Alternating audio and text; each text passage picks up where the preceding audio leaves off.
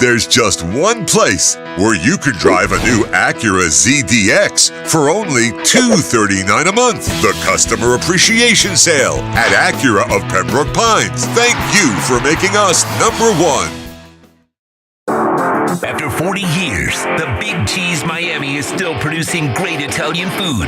They started in 1984. Since then, they've been winning awards while being voted the best inexpensive Italian restaurant in Miami. Visit them for great food, amazing service. Witness the decades of Cane's memories. The walls are like a Miami Hurricanes Hall of Fame. The Big Cheese delivers anything on its menu or party platter menu to your home, office, or even a park for a picnic. Located at 8080 Southwest 67th Avenue, Miami. Call 305-662-6855. TheBigCheeseMiami.com, where they serve large portions at family prices. We're celebrating a new year with new savings at Toyota of Hollywood, the official #1 volume Toyota dealer. Save big on a 24 Corolla, not $24,000, $17,988. Buy with 0% financing, 0 down. We're bringing you deals that strike fast and hard at the #1 volume Toyota dealer, Toyota of Hollywood, on 441 between Hollywood Boulevard and Sheridan Street. Open till midnight.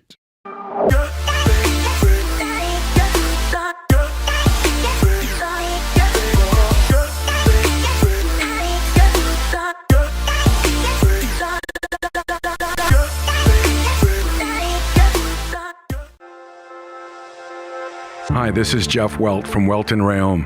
Dan and I have been in business together for over 22 years. We're not your typical lawyers. When Dan's not working in the office, he's flying his stunt plane. When I'm not in the office, I'm either getting tattooed, bowling, riding a motorcycle, or going to concerts. We might not be your typical attorneys, but we are aggressive attorneys, and we'll do whatever it takes to get you what you deserve. Consultations are always free. Call us anytime, 24/7. Welton Rayom can help.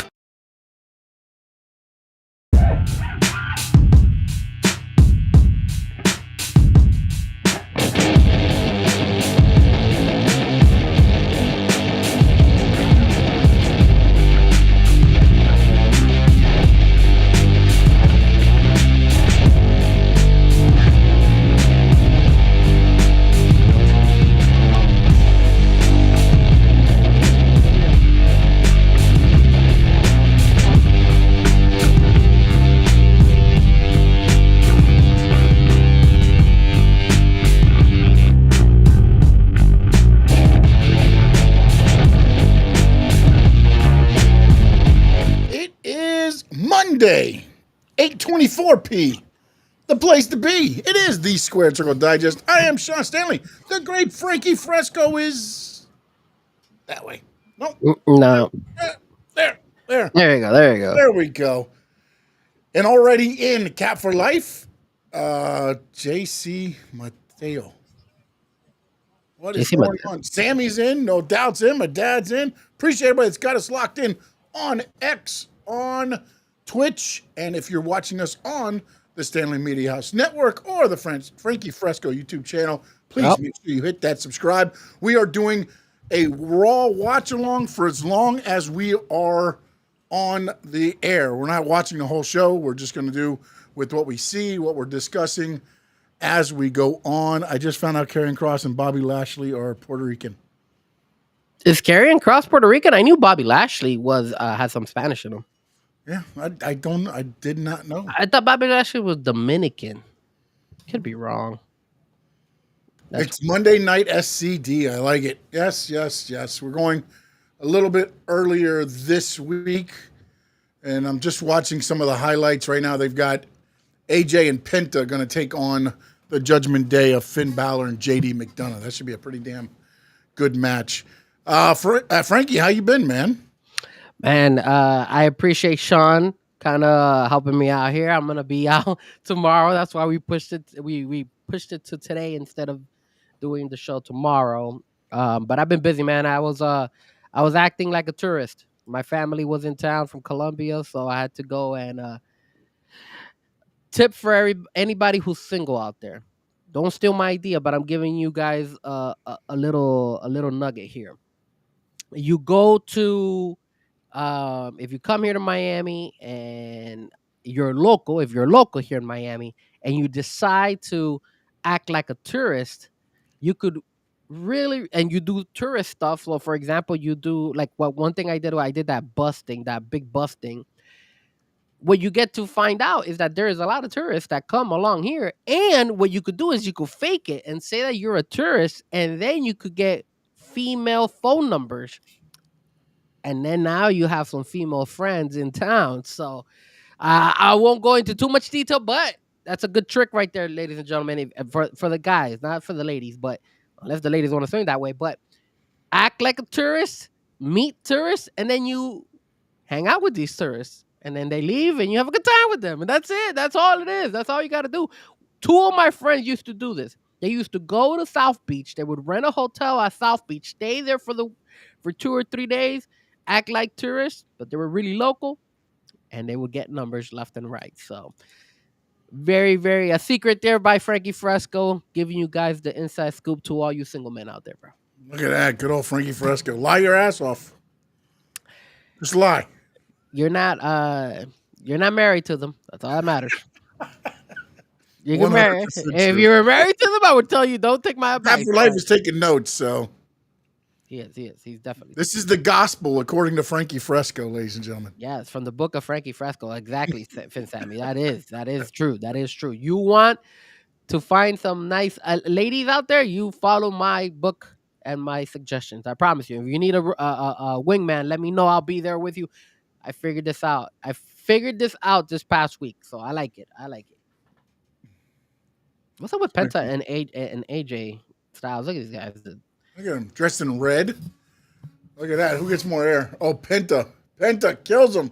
Ooh, that air. That's those AJ knees are just AJ knees and back and hips and everything else. They're not there. They're not there anymore. Buddy.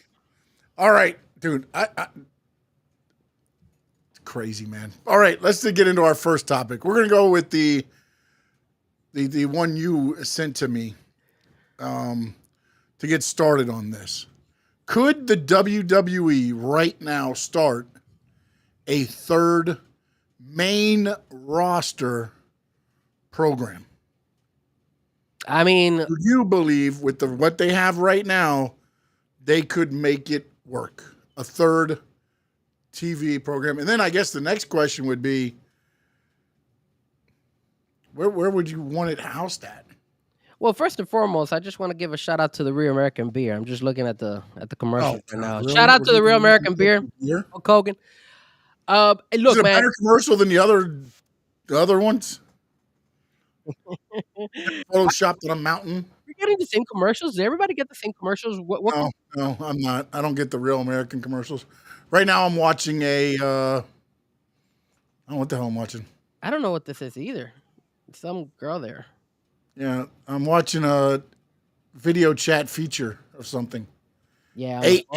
AHS.com or something. Yeah, something like that. I was getting the Buffalo Wild Wings. Yeah, video chat now available for something. American Home Shield. There you go. So I don't want Real American Beer sponsoring me, man. Until they can get a good commercial, then they can sponsor me. But it's Hogan saying, "Come here, brother, drink my beer." Like, no, ripping his shirt off. Dude, I don't need some 70-year-old guy ripping his shirt off trying to sell beer. No homo, but I kind of would like the Real American Beer to sponsor Squared Circle Digest. Just saying. All right, so back to the topic. Yes. Third main show. Third main roster show with the WWE talent. So that they have now. You know what, man? For me, it's doable. They could do it because it looks like they don't want to push NXT. They still want to keep NXT as like a developmental type of show. So because of that, and you saw right now, if you're watching Monday Night Raw just like we are, Roxanne signed with the main roster, and now Julia signed with SmackDown. So both of those girls are now in the main roster. Why not, Sean? Why not bring another main roster show on here? Especially since they got so much crap going on. They got the NXT, they got the other show that just ended. Right? I think the other show just ended. LFG just ended. Yep. Yeah, yeah. And apparently, the winners of that got an NXT contract. Oh, nice. Not bad. So I mean, if you look at it, why not? You got all these wrestlers available. Why don't you make a third one? You could probably schedule the show probably on a Wednesday to compete with Dynamite. And So imagine. I would do. Well, no, you can't really do Thursday because then you're competing with TNA, and TNA's your buds. So you can't really, unfortunately, do that. You don't do Tuesday because you're competing with NXT. Monday you're competing with Raw. Friday you're competing with SmackDown. Yeah, Wednesday's the winner by default, unless you're going to do a Saturday show. Saturday morning, 8 a.m. Wake up with the WWE. But do they have enough wrestlers to do that? Absolutely. Oh, Evolve is on Wednesday night. I forgot about that show on Tubi. Who watches Evolve? Apparently, Finn Sammy does. He has Tubi. Isn't Tubi free? Tubi's free though, right? Is it? I don't know. Live action How to Train a Dragon is going to be lit. What? What is going on here? What are you guys talking about? It says they have enough female talent NXT to start premiere. What he said? Premiere third promotion. The male talent is aging and not so much. Well, that's a good point. That's a good point by no doubt. The male talent is a little bit rough. So, and they are aging. So that's why they need to start pushing it. That's why I wouldn't mind a third roster. Because if you do a third roster, you're going to have to start bringing some of these guys up quickly and making them, relevant. Because you're right. A lot of the guys right now are all... They're all oldies, bro. They're all. How would you format the third show? Would you format it like a level above NXT? Would you format it the same as Raw and SmackDown? Like, would you give the younger guys a chance to shine more on for instance, JD McDonough, Dom, those guys? Would you give them more time on a show that would be devoted toward them, or would you mix it in with a CM Punk led or Seth Rollins led or Roman or whoever? Like, would you allow it to be just, like a younger guys or gals even to make a name for themselves before going to Raw or SmackDown? Or would you try to make it on the level of Raw and SmackDown by adding a CM Punk, Seth, on and on? You would have to add them with a CM Punk or a Seth or one of those guys on. Now, I don't want to see Seth on Monday and then on Wednesday for this show. It would have to be somebody else. So maybe we get a Braun Breaker instead and no Seth, with a Paul Heyman showing up on Wednesday. And again, we're just assuming that the show would be placed on a Wednesday based on how the other shows are running. So, but it has to be similar to Raw and SmackDown. So yes, you would need those big names to show up on that third roster. Not all the time, but at least quite a few.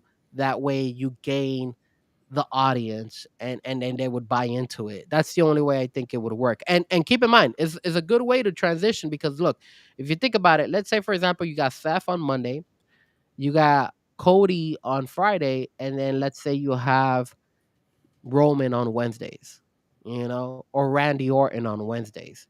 You have the talent for it. I think that would work. What do you think?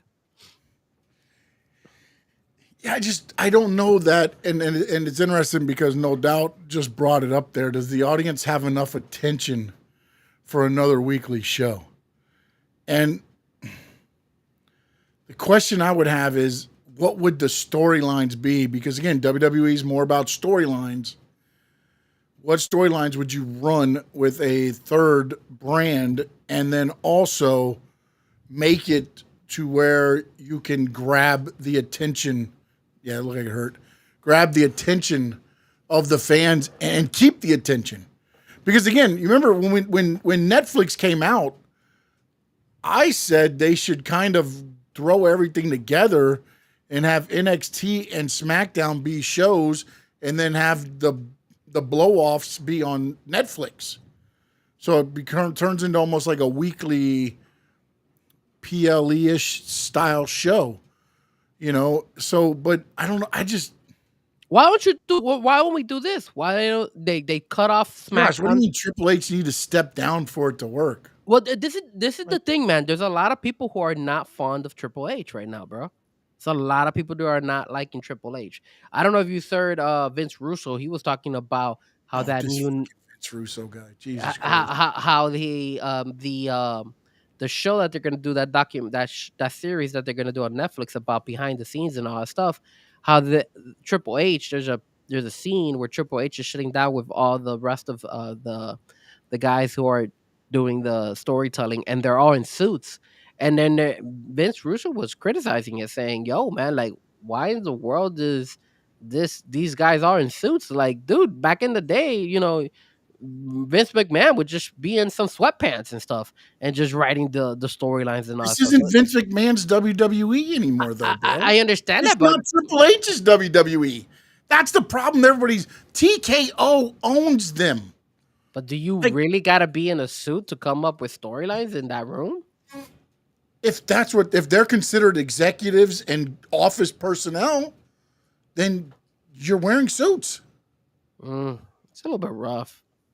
You're making it too corporate, bro. Too corporate for in my eyes.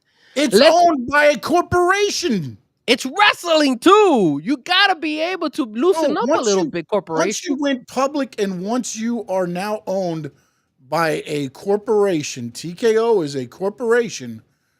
That's gone bye-bye, man. It's not your mom and pop wrestling. It's not AEW. It's not TNA. It's not even TNA's owned by Anthem, which is why they got rid of Scott D'Amore, because he didn't want to go along with the whole thing, because again, it's wrestling. Well, guess what? It's not wrestling anymore. It is a sports and entertainment, and it is a business. And the business side has to win out. Well, let's look at this, right? SmackDown is 3 hours, and you say you get bored of SmackDown. I kind of didn't tune in too much about Wilfred with AEW, absolutely. SmackDown is 3 hours, so if they cut it to 2 hours, they keep Raw to 2 hours, 2 hours as well, kind of, or maybe 2 hours and a half. That's where you got that Wednesday night show you could do. You could do maybe an hour and a half, and that would work as well. And yes, you could still find a way to have 3 different main big storylines. You just need really good people to come up with these storylines, especially if WWE wants to go to SummerSlam moving forward with 2 nights of SummerSlam now. Because that's a lot of work, man. That's a lot of storylines you need to come up with, and that's a lot of wrestlers you need to make relevant. You can't have the same guys going one day and the other, because it's gonna happen like AEW, where they're gonna run into injuries, and then what? Look at Kevin Owens. He's now having issues. He doesn't even know if he's gonna come back from that neck injury. Well, he hasn't even been scheduled for surgery yet. Yeah, so think about that. I mean, and so every day, usually neck surgery is about 10 to 12 months. So count a year from the time he finally has a surgery before he can do it. So Karun says, if the worst thing you've done is wear a suit to a meeting, you've done well in your life. Yeah, I mean, look, man, I get it. They're trying to make it more corporate and all that stuff, but it's still wrestling, man. Also, where was the meeting at? Here's my question. Where's the meeting at? It looked like it was in a conference room or something like that. So it was probably at WWE headquarters. It was probably on a work day. So they were probably there doing that. If they do it like at an arena, depending on how most they usually you have to be like casual going to a wrestling show, like a collared shirt, buttoned up shirts, except like John Cena was in his jorts or different things like that. Sean, then let's do this, man. Moving forward, next show we wear suits to the show. Did we got a corporation paying us now? Maybe they'll sponsor us if they see us wearing a suit. If that's what I'll wear a tie next week. I'll do a suit and tie, but a legit one. Don't give me that shirt with the painted tie on it. I don't want that one. I want a legit tie. No, mine won't be painted. I got the vinyl. Oh, Lord. It's vinyl. And no clip on either. No clip on. We don't want no clip on ties here, sir. An actual made tie. Listen, if we get a sponsor to pay us to wear a suit. Look at that. I'll wear a suit. Sammy's telling us deal. Do it. Imagine us doing. You know what? I don't think there's any wrestling podcast that we have suits on. I could wear a blazer. I don't mind wearing a blazer. Why not? Could wear blazers. Hopefully, we'll get sponsored. Anyway, Sunday. Wear your blazer. I mean, it is what it is. Like I mean, and Cat for Life said it right. Spreading it thin will be a gamble because again, if you do have that going on and people do get injured, do you just drop whatever to make sure you bring over to keep Raw? Again, it's probably like, crazy. But if you get down to where you have no stars left on Raw, do you tear down whatever show to make sure Raw is getting, whatever? But look, check this out. You mentioned one key thing. It's a corporate TKO. So they're all about money. So how can you make more money? You make more shows. How do you make more shows? You make bigger events. You do all this stuff. Kind of like the UFC. I remember back in the day, UFC, they only had like maybe one show every month, which was the pay-per-view. Now they got UFC Fight Night. They got UFC. They used to have UFC on Fox a couple times as well when they were on Fox. So it's a lot. They're adding more stuff. So if WWE, if they decide to go that route, I think that would make sense for them to go because goddamn El Grande Americano. Why is he keep doing that to Penta, man? What a hater. That's going to be the main event at AAA, right? When Worlds Collide, right? Penta versus El Grande Americano. El Grande Americano is legit. He's out there. I just don't like the fact that he's going after Penta. Oh, coup de grace by Finn Balor, and there you go, the victory. And you know what? There is a possibility you could still. Why is that guy booing? There is a lot of like you said, you could have JD McDonough, Carlito doesn't wrestle anymore. They could feature Carlito on that one on that Wednesday. No, that's what I'm saying. Like even have Carlito wrestle on that one to boost up the younger talent. You know what I'm saying? Like, and look, I mean, Finn Sammy was saying that he was watching the other show, or at least he knows about the other show. I don't watch that other show. Yeah, I don't watch a lot of Evolve, but Evolve is also a lot of the guys that are going to be. Headbutt to the back of the head. God, man. Chad Gable's got a damn hard head. I'm sorry, El Grande Americano. Sorry, I slipped. How dare you, sir? How dare Gracias. you? Damn, he got some really good height there, bro. Yeah, he did. Almost like he wanted to put his feet through Penta. That is true. Take a spot. Did you see that in the crowd? There's a girl or somebody wearing like a bunny helmet, like a bunny, like a... She put like a helmet or like a mascot helmet on her, and she's wearing a bunny. I don't know if she still has it on. I think she may have taken it off, but at the beginning of the show, that she was wearing it. I don't know if you noticed it. Oh, there you got the. Where are they at? Are they in Indianapolis or where are they at? Oh, Greenville. What is that? South Carolina, right? I think it's one of the Carolinas. Yeah. Then why was there a Pat McAfee Indianapolis Colts jersey? Because that guy's an idiot. I saw that. He was wearing the Indianapolis Colts jersey. I don't understand. It said coming up, Tyrese Halliburton. What do you think about that crap? They're like, okay, so see, now that's another thing you're realizing. They kind of hit the spot with the Tyrese and... They nailed that, man. They nailed that. I mean, it was luck, but again, they have it on tape to where they can go back and be like, we knew it. And now look they're playing it up, right? It's on social media. It's like, we pulled it off. We knew it. Who knows? I mean, there might be conspiracy in the NBA, and the NBA said, yeah, well, we'll give you that. We'll give it for you. Oh, look at Becky Lynch. My girl, Becky. Hell yeah. Here we go. Back in business. Oh, that's what it says on her back? No doubt. JD is a monster. So good. Took the Mexican Destroyer. Yeah. He just got back from injury. Yeah. He's a worker, man. Those Cat for Life says 2-piece suits with jeans, shorts, and flip-flops. Yeah. You definitely will see us with blazers on, but you don't want to see us getting up after that. That's for sure. Are people cheering Becky? Yeah, they are. Yeah, no, she's gonna get a little bit of. Dude, she's so hard to have like booze run on her. I love how they do her name now in the green, the lime green, neon green. That's even more sexy because my favorite color is green. Color of money. Money. There it is, Money in the Bank qualifying match. Here we Poor go. Natalia. Why do they keep doing that to poor Natalia? They keep throwing her in there for no reason. Like, Yeah, but I like the fact that at least they're letting her go out and do her own thing, and she's training a lot of the girls at her gym, the Dungeon in Orlando. So, or Tampa, I can't remember where I think she's. I can't remember if she's Tampa or Orlando, but they got the school there, the Dungeon. It's kind of by invite only, but a lot of the talent goes there and works out. yeah. So I think going back to the topic, I think at the end of the day they could. It's gonna be a lot of work because, like you said, you do have to kind of spread the talent, but that also gives WWE more of a chance not to lay off people like they did a couple weeks ago.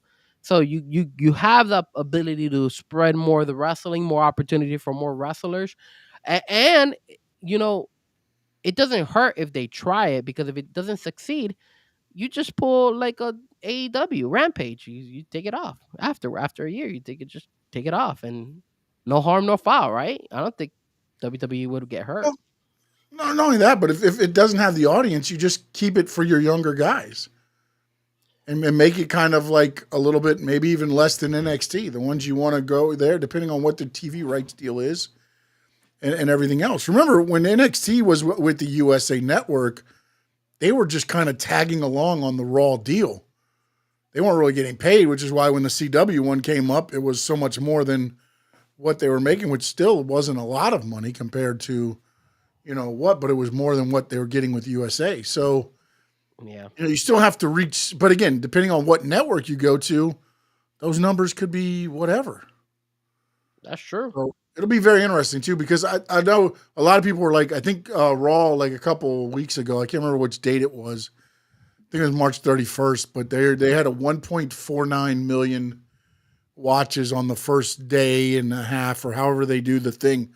And I was thinking, like, that's pretty damn good numbers if you think about it. Everybody that pays has to pay Netflix something, whether you're paying the $8 or you're paying the HD or you're paying whatever, you're really paying to watch Raw now. Are you paying extra for the non-commercials? No. Okay, me either. I'm watching Karate Kid right now. Karate Kid Legends. I just look at it like regular TV, like if it's regular commercials. Oh, no, it is. But think about it though. For Netflix, that's 1.5 million people that have to be subscribed to their platform. They gained me. Yeah, they gained me because I didn't have Netflix. And again, even if it's the cheap one, it's $7.99, $8 or whatever for the single, or you go up to I think $17 for family.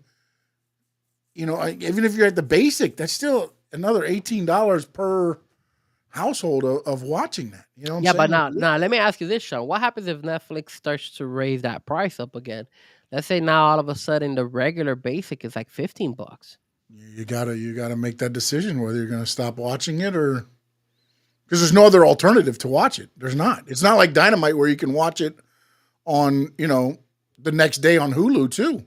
I can go back and watch episodes of Dynamite and Collision, even though now they're streaming on Max, but they're still on my TV, so I can DVR them. I wouldn't even be able to DVR Raw or anything because, Hulu, I can boom, boom, it's good.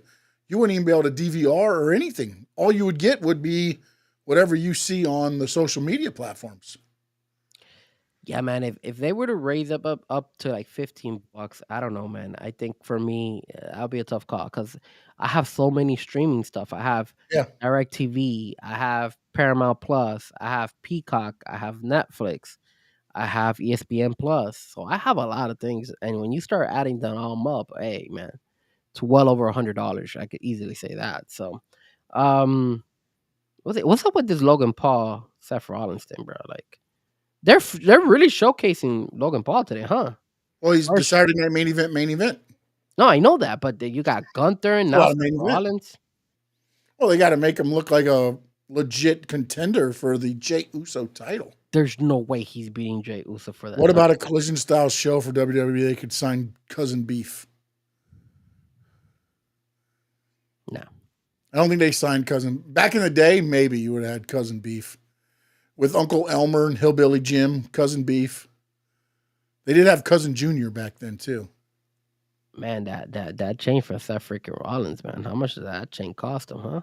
All gold, cost bread. $9.99 on Amazon. Now you got some diamonds in the middle too. Mm. You know what's going to happen next, right? That's going to be up on the shop. Frankie's going to have it. Hell no, that's just gonna be expensive as hell. You'll be wearing the El Grande Americano mask with the Seth Rollins chain. I still haven't gotten my Grande Americano mask. Oh man, they're making it. Chad's working hard. I sure hope so. Gotta make everyone individual. Hey, quick thing. I know this wasn't on our topics, but we didn't get a chance to obviously because did we do a show last week? We did. No, we didn't. No, we didn't. We didn't. Oh yeah, it's my bad. Again, it's me slacking. I'm all over the place. But who's coming in the background there? Who's that? New Day and Grayson Waller. It looked like. Yeah, it is New Day and Grayson Waller back there. What did you think about Sabu, man, and the unfortunate passing? When you run hard, man. I mean, again, I don't know what I haven't. I mean, it's sad. It's sad, no matter what. And the fact that that he's gone. Did you see that they were talking about how he was taking all those pills? Yeah, I mean, again, it's one of those things to where I don't know what the situation is, man. And I don't want to add to any false things or anything like that, but it's one of those things where if that was the case, then shame on the people that did it. And I mean, but also you have to kind of let me ask you because it goes ultimately on the person making the decision too. I mean, I'm not going to sit there. How hard is it for a wrestler to turn that down and say, "Yo, I'm not going to do it"? It's hard, right? I'm assuming it's really hard because that's your passion. That's what you've been doing all your life. So he doesn't. I mean, yes and no in the fact that isn't it like football? Look at Tua. Tua's like, yo, I'm gonna die out there for the Dolphins. Well, not for the Dolphins, but he's gonna die out there. So he's gonna do whatever it takes. Same concept. Any sport where I could understand whether whoever gave him whatever drugs that he took, because obviously we all knew we spoke about this too. We are like, man, I don't think he should have been wrestling out there. He took a bad bumps and everything. It looked bad, and I forwarded it to you. I think you saw it when I said it to you. He goes through the barbed wire out to the floor. And he was like knocked out. And I was like, Jesus. And now when they come out, and then when we hear that he passes away, and then all of a sudden there's like all these people criticizing. What was it? What was that wrestling federation? GCW? It was Game Changer Wrestling with Joey Janela. So they were going at Joey Janela and all that stuff. And it's crazy. Again, I don't know too much details. It's all obviously, speculation as to what was going on and all that stuff. But thinking, like, if I was in Sabu's shoes, I could understand why he did it. Because the love of the sport, the man has been doing this all his life. And, it's hard. It's hard to let it go, man. It's like an addiction, right? It's hard. It is. But my understanding, though, and again, depending on the stories, was that originally they were told he wasn't going to be there. They had somebody else planned to go out to take on Joey Janela. Then Sabu arrived. And then, depending on the stories, you get all that stuff that happened there. Now, I don't know what the situation was as far as why he wasn't going to do it or why he ended up doing it. I don't know all of that. I mean, it is hard to hang it up, but also the thing with Sabu and, Sandman and a lot of the ECW guys is it took a toll on their body. They literally left everything they had in the ring or the building or whatever, wherever they were at every night. They went out there, whether it was a TV taping, live house show, a pay-per-view, you got everybody on that roster's blood and guts, literally. And that takes a toll, man. And again, I know everybody likes to throw away around the F word about wrestling and stuff, but there's nothing, F about it, man. You can't, there's padding on some of the floors there too. But dude, fall on a pad and see what happens. now have somebody pick you up and power bomb you on said pad. Let me know how it feels. Fall from a ladder. Take a chair. Go through a table. It doesn't always happen the way it goes planned. Ask Bob Holly. Ask Bob Holly if you ever seen a video, and I don't know how many of you seen it in ECW. He goes through the table. Somebody forgot to take the metal piece off of it. Table breaks. The metal piece can stay straight up and goes right through his back. When he stands up to get back in the ring, his back is talking and blood's just squirting out as he's trying to get back into the ring. Oh, we didn't even have to go that far. Look at Moxley when he had the damn thing in his head. Yeah, that was. You know what I'm saying? And now you're doing that. And again, when it was ECW, their days, he's doing that 3-4 times a week: Friday, Saturday, Sunday, maybe a Thursday here and there, maybe a Sunday pay-per-view, maybe a Sunday afternoon, Sunday pay-per-view. And then you're getting in an airplane and flying home, or getting in a car and driving home. Like, your body can only take so much, man. Your body, and then you start masking it, and that's what happens. I mean, there are some guys that are very blessed, I guess you could say, with having a long wrestling career. You know, Dustin Rhodes is a good one. You have when you look back at Dustin, let's use Dustin, because that's probably one of the very good example. What has he done? And I don't mean that bad. I mean, think about his career.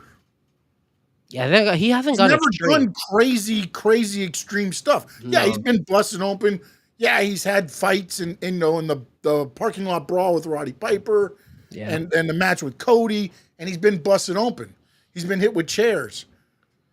You know, he's probably been through tables, but he hasn't done the level of stuff that, I mean, extreme. One of Sabu's favorite things was from the chair to the rope and then flipping out into the crowd. I mean, Sabu, in a way, technically and then the barbed wire matches that he had. I mean, if you've ever stood, next to him, you saw all the sacrifices he made for this business. And he was a true,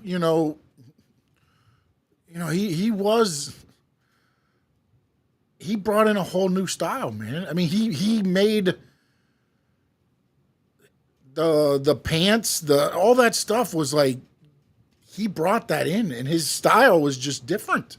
It was. There's nobody going to be able to do what you can imitate it a little bit, but to see what he did and when he did it, he was the first to do a lot of things. I mean, I know Rob Van Dam and him used to do both, like the Van Daminator with the chair and the leg drop. And there's a lot of things that, and again, you're landing on a chair every night. Think about that, man. You're landing on a steel chair every night. And again, I don't know about the ECW rings, but I got to believe they're not like WWE rings. WWE rings are a little bit forgiving.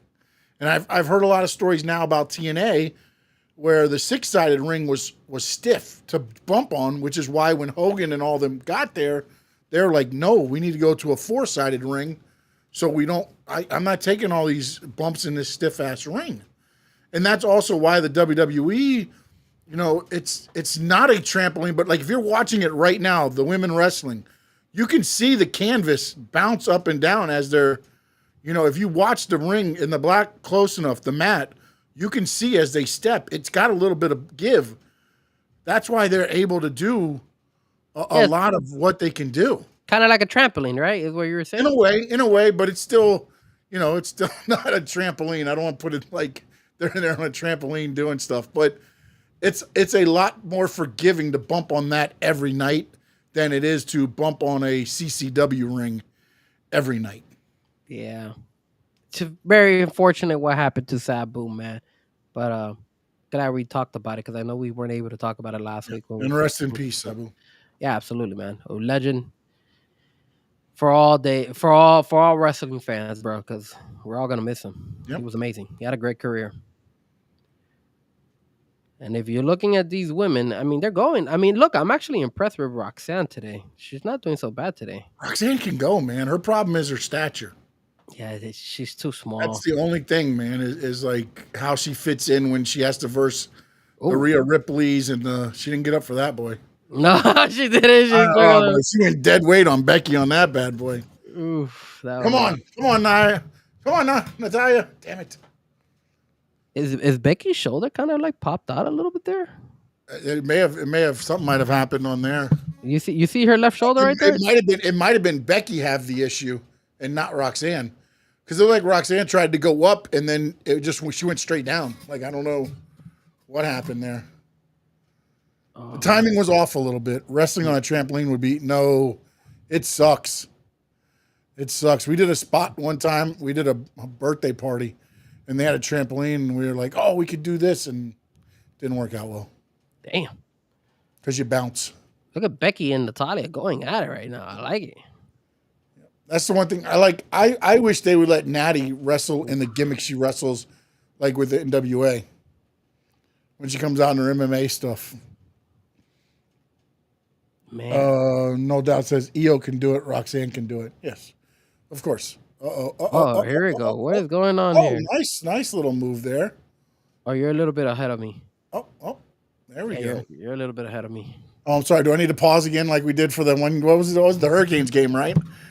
No, the thing is that I guess I'm watching it from my phone, so it's like I guess I'm a little bit behind. Yeah, I'm not sure why that always happens. Yeah. It does happen that way because I know when I'm on my phone, I come back in and I'm like, I just saw this. But so, yeah. The other thing I want to talk to about real quick is and this is for the chat as well, because I know a lot of you guys pay attention to a lot of the wrestling, the AEW and WWE. And again, one's not right, one's not wrong. I just want to ask you if you notice this difference. When they use non-contracted wrestlers, which mean, for instance, WWE, when they use Joe Hendry, or they use some of the other TNA talent, and when AEW uses talents, and Wilford, I hope you're still watching, man, because I would love to have you jump in here. Karoon, no doubt. Hopefully Finn, Sammy, Josh is Cap for Life still hopefully in there. I think so. But have you noticed how when they do their wrestlers, for instance, on the past Dynamite, Gabe Kidd, who was in New Japan Pro Wrestling, he comes in and he's automatically, and again, I'm not saying right, not saying wrong. He gets a spot in a Anarchy in the Arena match on a pay-per-view, a main event. Now, again, I know Gabe Kidd, and I know they do the Forbidden Door, and I believe this might be leading to more because I heard they want to do Gabe Kidd against Will Ospreay. So, again, it might be leading to more, so you have to factor this in. But when you sit there and you look at how everything plays out, because WWE got the WrestleMania thing. Joe Hendry comes in, he gets pinned by Randy Orton in the WrestleMania, and everybody was like, "Oh, Joe Hendry deserved more." Can you see the difference? And if you were Tony Khan or Triple H, and you had non-contracted talent, would you have the faith in them to do what Tony Khan does and put them in a main event spot? Or would you be more along the WWE method of giving them a good spot, but also not putting them over necessarily on your main roster talent? Now, I'm not talking about NXT here. Now, I'm not talking about, Trick Williams and everything going on with the, TNA title and all this stuff. But with you, would you put more emphasis on the non-contracted talent like AEW does?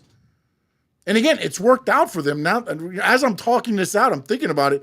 Will Ospreay was non-contracted. It worked out pretty well for them. Jay White came in non-contracted. Worked out pretty well. Not saying they don't use him as much or he might be injured now. But when you look at it, that's almost been the blueprint for AEW when I think back on this now. Okay. To answer your question, no, I would not do what Tony Khan does. The reason I wouldn't do what Tony Khan does is because you're running into that situation where you might be burning your main talent, your main roster. And not only that, but I think you might have some talent that is upset. Like, hey, why does this guy, Gabe Kidd, able to go ahead and go above me? I've been putting in the work. And all of a sudden, now this guy is like coming outside and just taking over the spot. Well, like, why does he get the spot and I don't? So in a way, oh, there's Live of Valkyria. So that is why I wouldn't do it. I think WWE does it right. I think WWE showcases these wrestlers that are not contracted with WWE, but they don't hurt. You don't see one of them going up against CM Punk. You don't see them going against John Cena. You don't see that, and I think that's the reason why I think that works for them. And I think in the AEW side, I think it hurts them. I think the only reason Will Ospreay and all those worked was because they actually have a pay per view where's Forbidden Door. Um, are you laughing because what Wilfred Wilford wrote? Road, yeah. Sean, why would you do what Tony Khan does? Yeah, of course. Would agree Of with course, you. Sean. Listen, I started by saying it's not right and wrong. It's just when you look at the way they do it, which one would you? Because look, here we go. This is what happened on Wednesday night. Okay, if you watched it, it turned into what's going to be Team Swerve versus I'm guessing Team Moxley. I don't know how they're going to word this, but it's Swerve Strickland, Willow Nightingale, Kenny Omega, Samoa Joe, and Powerhouse Hobbs. Right? Now you're going to take on the Young Bucks, John Moxley, Wilfred corrected himself. Frankie, of course you would say WWE. Keep going. Marina Shafir, and Gabe Kidd. You didn't even put Claudio or Wheeler Yuta in there. And then now they're saying sources indicate Shibata and Claudio are being discussed as potential additions to either side. But you have contracted talent that you're not even.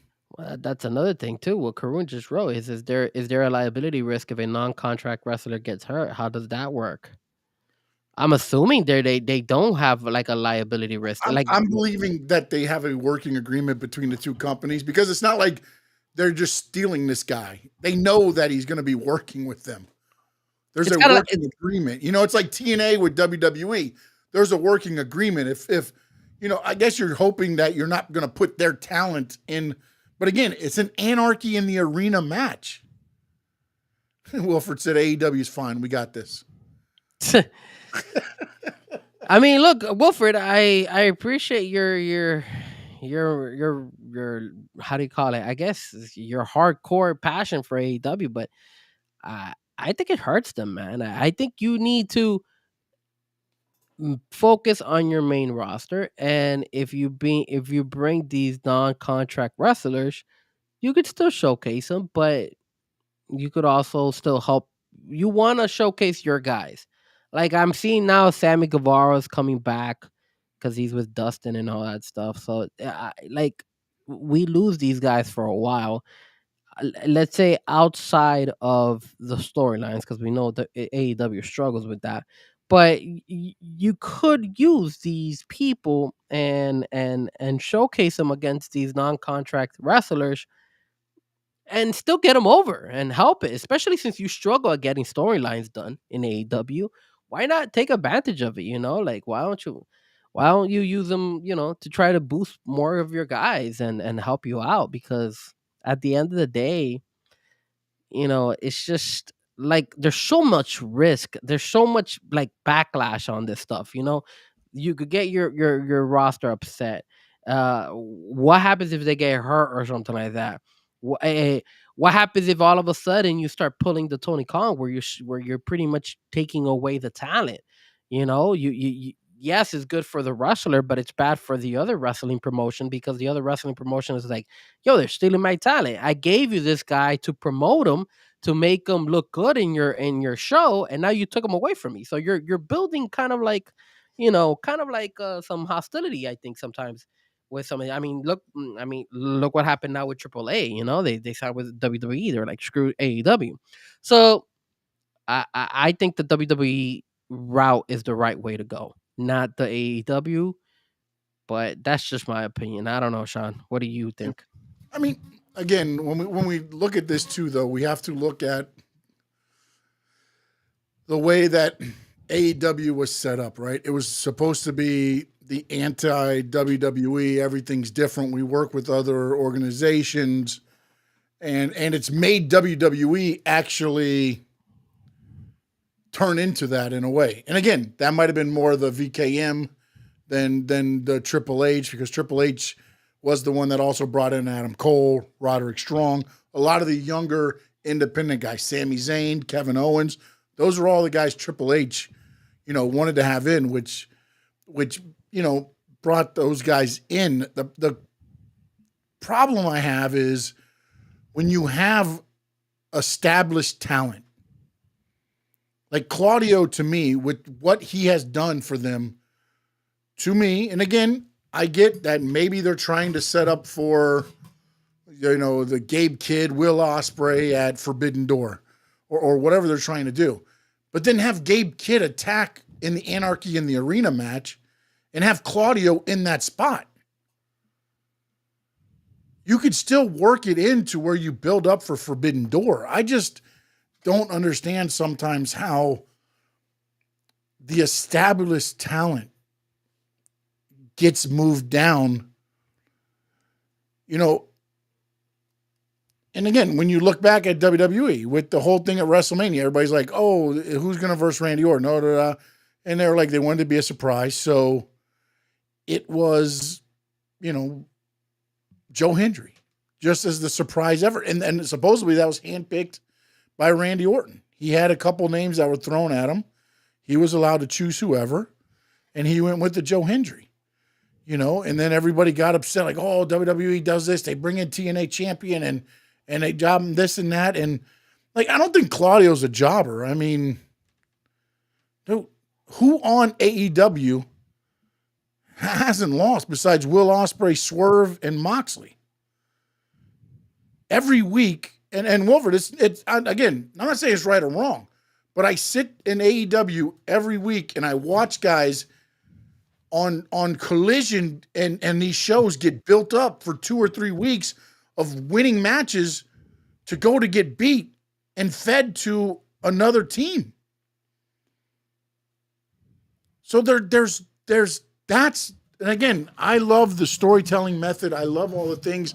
And when you just throw in a non-contracted talent coming from New Japan into a war that's been going on, at least the Young Bucks figure into this plan. I mean, I guess you could throw Gabe Kidd because he's been in Japan the same time Moxley was in Japan. So that's the tie-in, and again, when you say AEW were the best wrestle, yeah, I mean, they do wrestling matches. They're allowed to do whatever their style of wrestling is. But again, at what point is,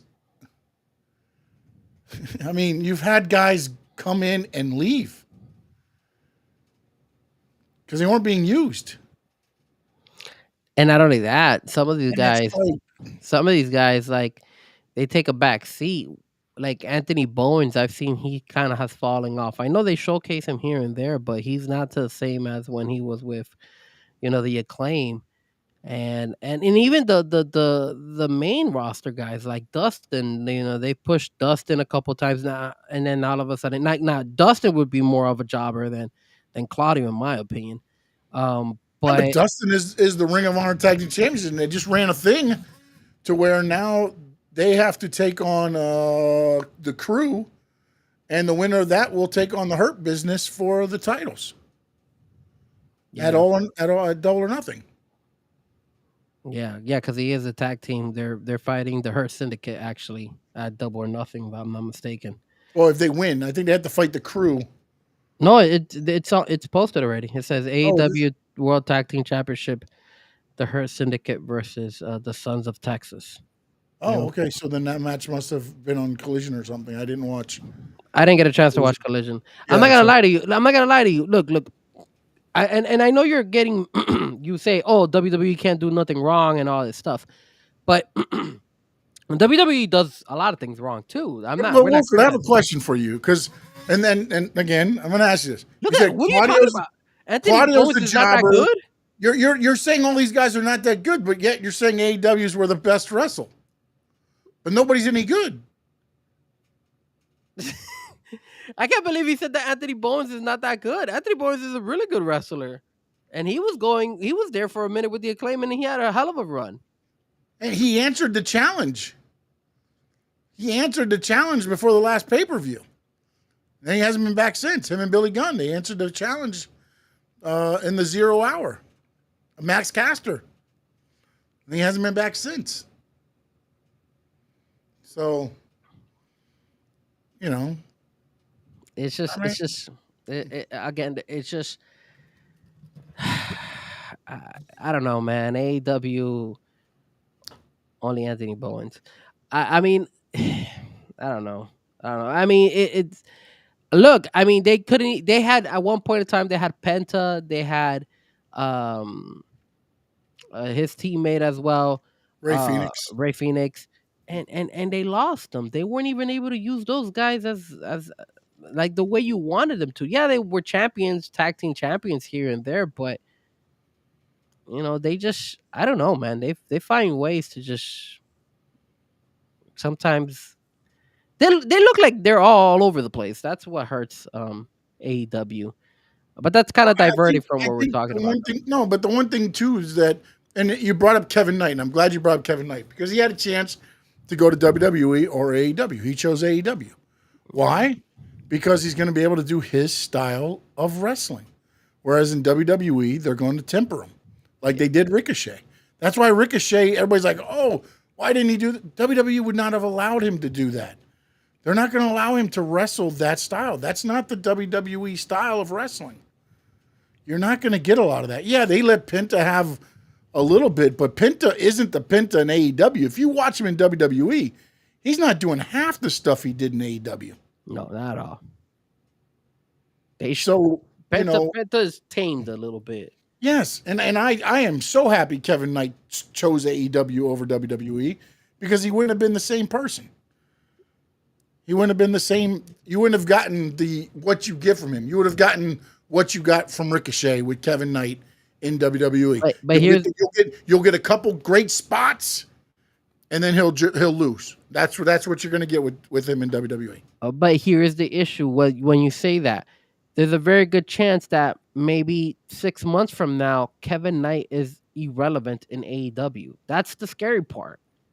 That's the problem with AEW because when you have, yes, he's able to do what he has to do in AEW, but the moment they find a way to like I guess if his storyline or whatever his character starts getting boring, they put him in the back seat and they're like next person up, and that's the problem with the AEW side. That if you go to the AEW side, you have to be able to maintain your character and keep him relevant.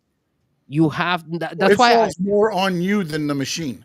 In correct. WWE, the machine gets behind you and will push you to the moon. Correct. That's why. Whereas in AEW, it's up to the performer more to keep it going. Why do you think Toni Storm has flourished? Because her character makes sense and her character has been blossoming. Why do you think MJF kind of like changes his and now he's in the Hurt Syndicate and all that stuff? He changes it up every single time because it's the only way I'm noticing that these wrestlers can still stay on the spotlight and still stay on TV. While in the WWE world, they have a script for you. They have what they feel your character is going to do. And if you're able to perform it correctly, it's going to succeed. Does it hit all the time? Absolutely not. But for the most part, there is a lot of good times when they do good, really. They write good storylines for a particular character wrestler, and he's able to perform it to the level where he elevates it, where he's either going to be a superstar or relevant at least in the WWE. And again, not to say that there isn't guys out there. Look at Braun Strowman. Braun Strowman was one that, you had his character and all that stuff. They tried different things with him and they didn't like him. At the end of the day, they're like, yo, we got to get him out of here. It wasn't they didn't like him. I think, again, he's got a lot of issues other than that. And he's got a TV show coming out. So, produced by WWE. So, there's a lot of things, but there's a couple out there, you know. So it's like, you know, But let me ask you, Wilford. Let me look, ask you this, Wilford. Let me ask Wilford something real quick, Frank, if you don't mind. yeah, go. Wilford, so when you sit there and you look at, do you think that AEW does not stick with certain angles long enough? What I'm not saying is, for instance, do they, if they don't see something getting over, do they try to stay with it, or do you feel they just drop it and move on?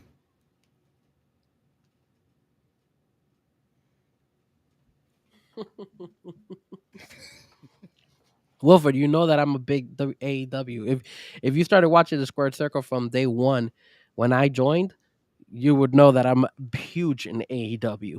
It's just I keep it real too. It's AEW used to be so good back in the day.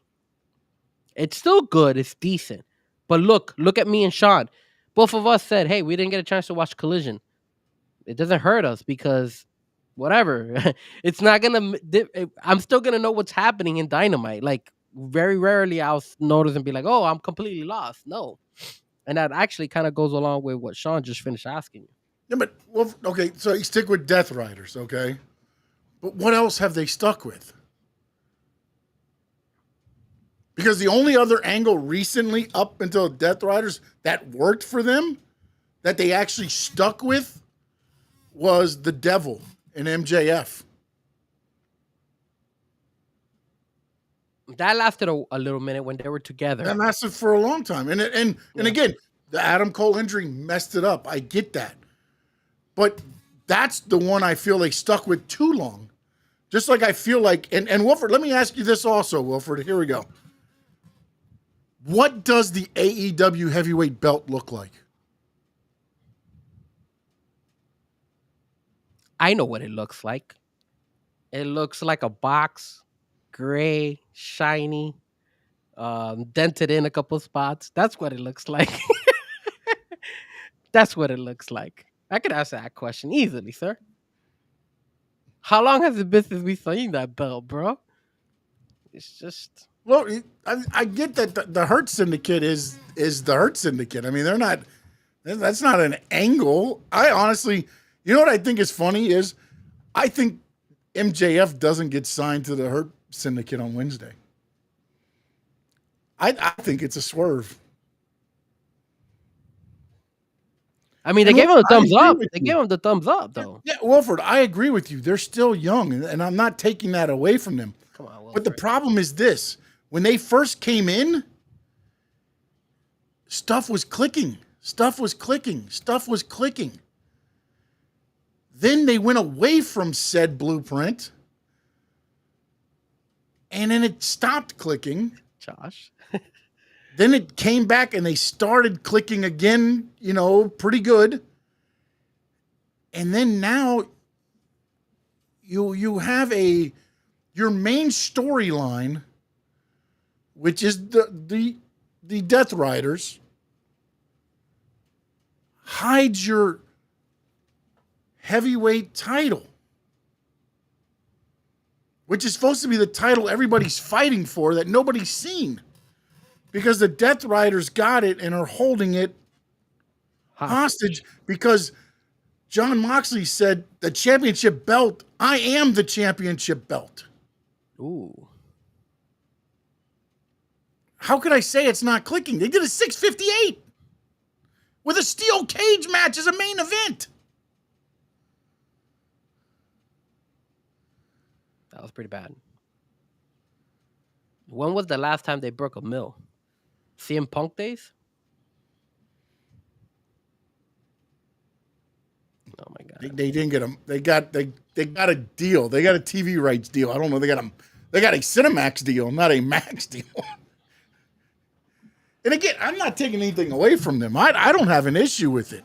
I thought they've done better telling stories and everything else, but I don't agree with the fact that you hide the most prestigious title in wrestling today is never seen. And if you want to say Darby is going to get that title, what, because he climbed Mount Everest and he put the AEW flag at the top? Now he's going to come back and climb the mountain that is the Death Riders, and he's going to put the AEW flag into Moxley's chest.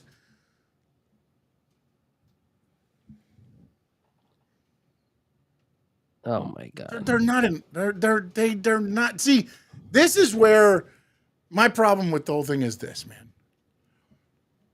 First off, and look, man, whatever you want to call me an AEW hater, I'll say this: you're an AEW hater. I am. For this, I will be, because this is what drives me freaking bananas.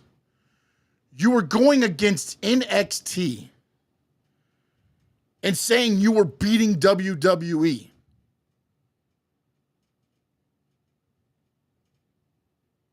That's like TNA going against Ring of Honor and saying, oh, we're beating AEW.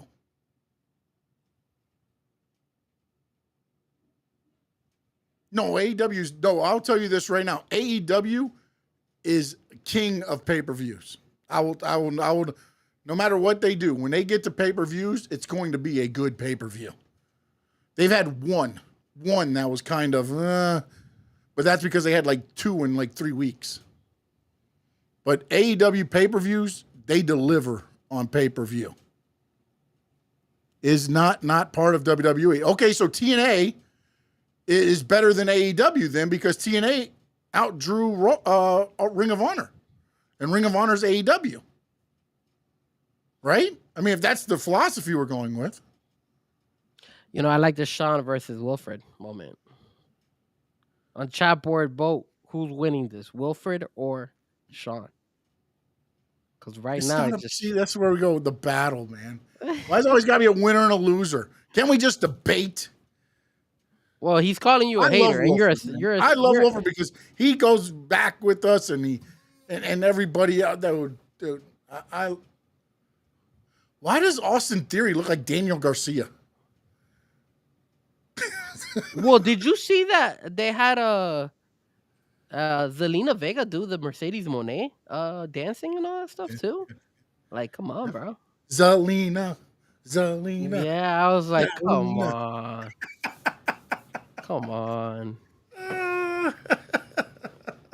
That was pretty bad, I'm not gonna lie. Oh my goodness. All right, what else do we got here? What else do we do?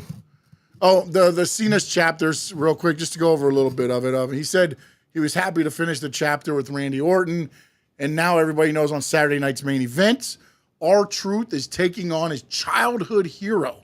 Yes. Another chapter that has unfolded. And we didn't really get to talk about the whole pay-per-view, backlash, and everything. So AEW is going to get better. Look at it, Swerve, Will Ospreay. Dude, 100%. Swerve is legit. Will Ospreay's legit. Hobbs is, I'm one of my favorites. I love Hobbs. I'm glad they're finally using him to his potential. Adam Page, MJF. They're all, I'm not saying they don't have talent. They've got a hell of a talent. I just don't know that they use the talent where it's supposed to go. You know, they're putting the square peg in the round hole, and they got a triangle they're trying to put in the square. It's crazy. Karun says, are you guys a fan of multicolored hair on female wrestlers? Yes, I love it. I think it's great. I think the one who rocks it the best is Mercedes Moné. Oh, good God. I think she does it the best. As a matter of fact, she's always changing it. No, Trinity. Trinity's got glow written in the back of her hair. Come on, man. Trinity's good too. But those two are probably the two. Actually, not anymore. Now she's got the caution tape all over. But typically you don't see a lot of women change their hair continuously. Oh, Wilfred, come on, man. Really? He's in the kitchen? Wow. No, the R-Truth. He's probably burning the kitchen. The R-Truth part. Well, R-Truth is a joke oh, wow. R-Truth, look, man, the same way you talk about like some of these wrestlers, right? That is his character. That is his gimmick. He is supposed to be a clumsy guy who is a jokester. He pranks jokes. That's who he is. You know, John Cena and people go along with it. John Cena went and said, "Hey, how is R-Truth how can he be?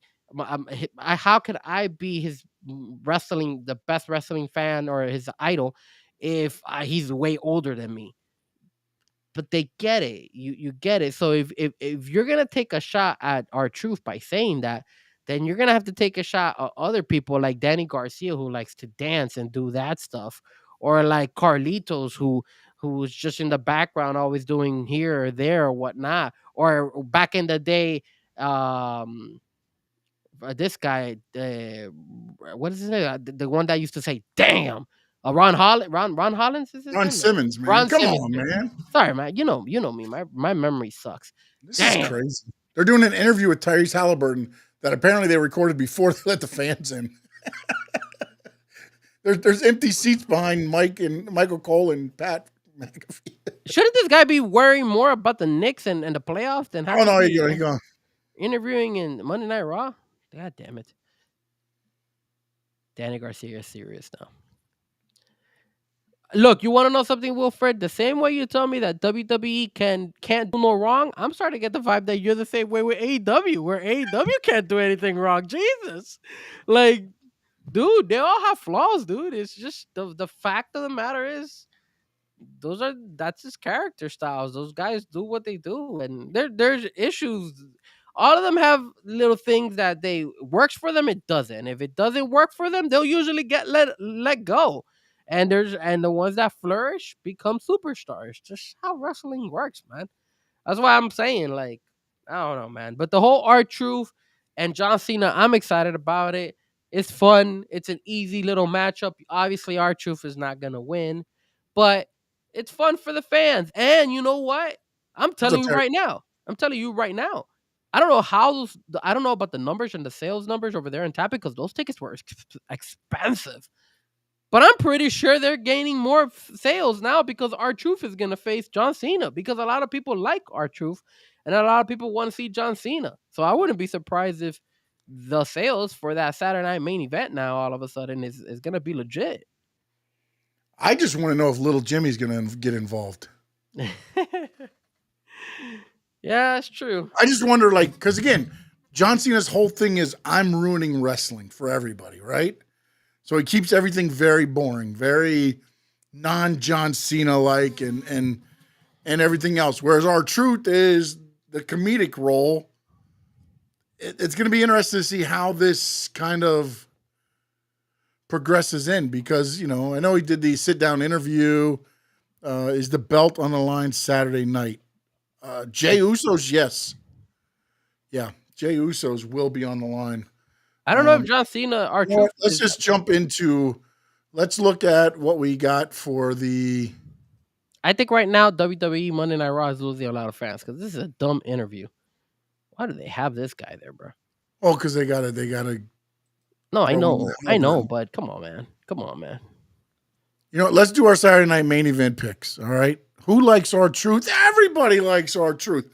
He is the 67-time 7-Eleven, I-95, I-4 corridor hardcore champion.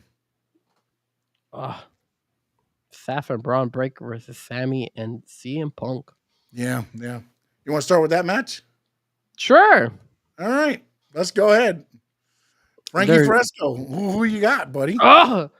Hold on a second. John Cena and R-Truth. Is it for the belt? I don't think the belt's on the line. I don't think that's an old I'm not gonna. Back in the day, Wilford, I agree with you. Today, I think it's not necessarily that way.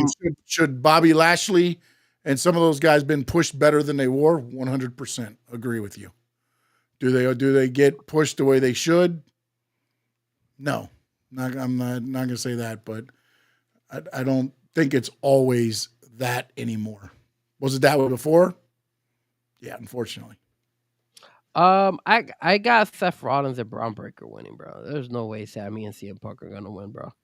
They got this Seth and Braun Breaker hyping it up with Paul Heyman and all that stuff. It has to be. They have to keep going. Even though I'm not gonna lie to you, man. For me, it's kind of going like this right now. I'm liking Seth and Braun Breaker every once in a blue moon, but then sometimes I don't like what they're bringing onto the table. So hopefully it gains momentum. But at least I don't know if you guys on the chat board agree with me, but I kind of feel like it's not the same as when Paul Heyman had Roman Reigns with him. I feel like they're trying too hard. That's just the vibe I'm getting. But I don't see how how Seth and Braun Breaker lose this one on Saturday.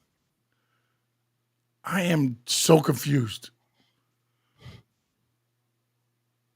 They're putting everybody now. Look, now Seth is with. They said it's not on the line. Finn Sandy saying they said it's not on the line. It says right here, World Heavyweight Championship, Jey Uso champion versus Logan Paul. I think he's talking about Cena and R-Truth. The Cena R-Truth. I don't think that one is on. Oh, okay. I'm sorry. I misunderstood the question. I thought you were talking about. You know what's funny is that's not even advertised as a match on here yet. It says, John Cena versus R-Truth, a non-title bout. R-Truth faces his childhood hero, John Cena. It says the match was set following an incident at Backlash. Oh, because of the press conference. Oh, my goodness. Wow. I don't have an updated one. Hold on. I'm sorry. It says R-Truth aims to beat some... Mine's from May 13th. This is so funny. It says... I'm getting this from SEScoops.com. It says R-Truth aims to beat some sense back into Cena, who believes he has strayed from his principles. That is so funny. Yeah, well, he said, I'm coming with the hustle, the loyalty, and the respect, John Cena. Yep. Oh, it's streaming. It's streaming also on Peacock. Yeah. Anything NBC will go to Peacock also. Nice. I really wanted to go to this Saturday because I wanted to see John Cena, but I got a DJ. Oh, man. I'll tell everybody said hi. You're not going. I wish. Why aren't you going? I'm there. Are you really going to go? No. There you go. We should do a show AEW versus WWE. That happens every week. Good to that. Cena is garbage? Oh, man. Wilford's crazy. I'm not going to lie. If it was WWE versus AEW at a pay-per-view, who would beat Swerve, Ospreay, Okada, Hurt, MJF, Adam Page? A lot of them. Like, who's booking it? It's pro wrestling, man. It's not a street fight.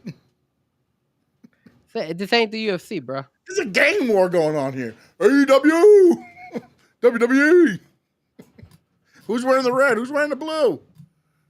Black and gold. Yeah, Rhea Ripley's in. I feel like Rhea Ripley has gone down. Like, man, she was riding so high, and now I think this is. Can I tell you what's happening? Yeah. Buddy Murphy on his Chris Van Vliet thing said they're looking to start a family. Also, she's trying to get pregnant. So I believe she's not getting involved in crazy storylines just in case, is what my thinking. She's backed off a little bit. Karun, Archer should have hustle, loyalty, respect shirt with all the words spelled wrong. That would be really good.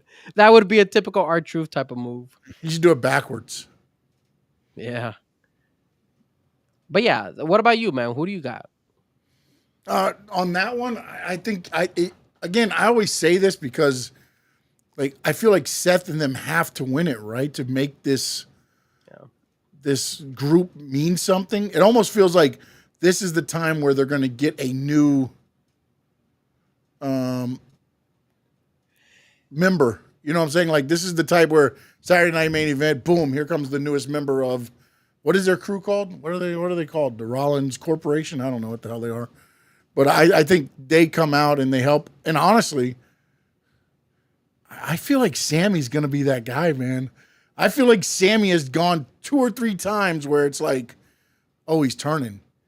And he's teased it so many times that one of these times, and why not turn on Punk? Now you give Punk another opponent. You know what I'm saying? Like, you know, where it doesn't have to go right to Rollins. Him and Zayn can do a couple little things. So, that's a good point. You know, I think I could see that happening. Imagine if they do it the other way around and fucking CM Punk turns and joins Rollins. No way. Punk hates Seth, and Seth hates Punk so much. No, I know. So it'd be I can't see those guys working together. Yeah, no, 100%. I agree with you. But Sammy, that's a good little twist there. Well, I think again, it's a Saturday Night Main Event. If you understand WWE and the way they do it, they're not going to have CM Punk get beat clean. No. So I feel like somebody's gonna have to interfere, or do they just? I just with Sammy the way it's been, I don't feel like because they didn't job him out on Raw, they kept him strong when he was fighting Breaker. That one time they kept him pretty strong until he got Rollins got involved and everything else there. Damn, they added a steel cage match to this damn thing. Yeah, I saw that, dude.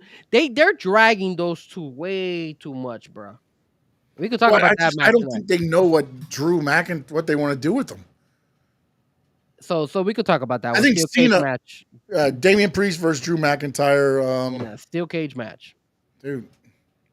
Drew McIntyre. I mean, I don't know what they're doing with this. I don't anymore. I don't know where they're going. Drew McIntyre beats Damian, then Damian comes back after him. They stay after it, a steel cage match. Ultimately, I feel like Drew is going to get pushed up into the main event title picture, but at the same time, with Cena as the champion, Damian Priest could win this and move up and be the next opponent for John Cena. Yeah, I don't got Drew McIntyre winning this one, man. I got Damian Priest winning. Yeah, I think I might just talk myself into Damian Priest because I think it would make more sense for Bronson Reed has to return at some point. I don't know where he's at. He will be returning, but he broke his ankle, and then I don't know how quickly he returns. Jey Uso, Logan Paul. Jey Uso, I got winning. I just don't see Logan Paul getting that. John Cena, R-Truth. I think we're pretty much convinced Cena wins that one. Actually, you know what? I mean, the title's not on the line. Yeah, I wouldn't be surprised if maybe you could extend it if R-Truth somehow accidentally, I don't know, maybe Cody comes out and costs Cena, or I don't know. Cody's music hits and Cena turns around and R-Truth rolls him up some stupid, silly thing like that.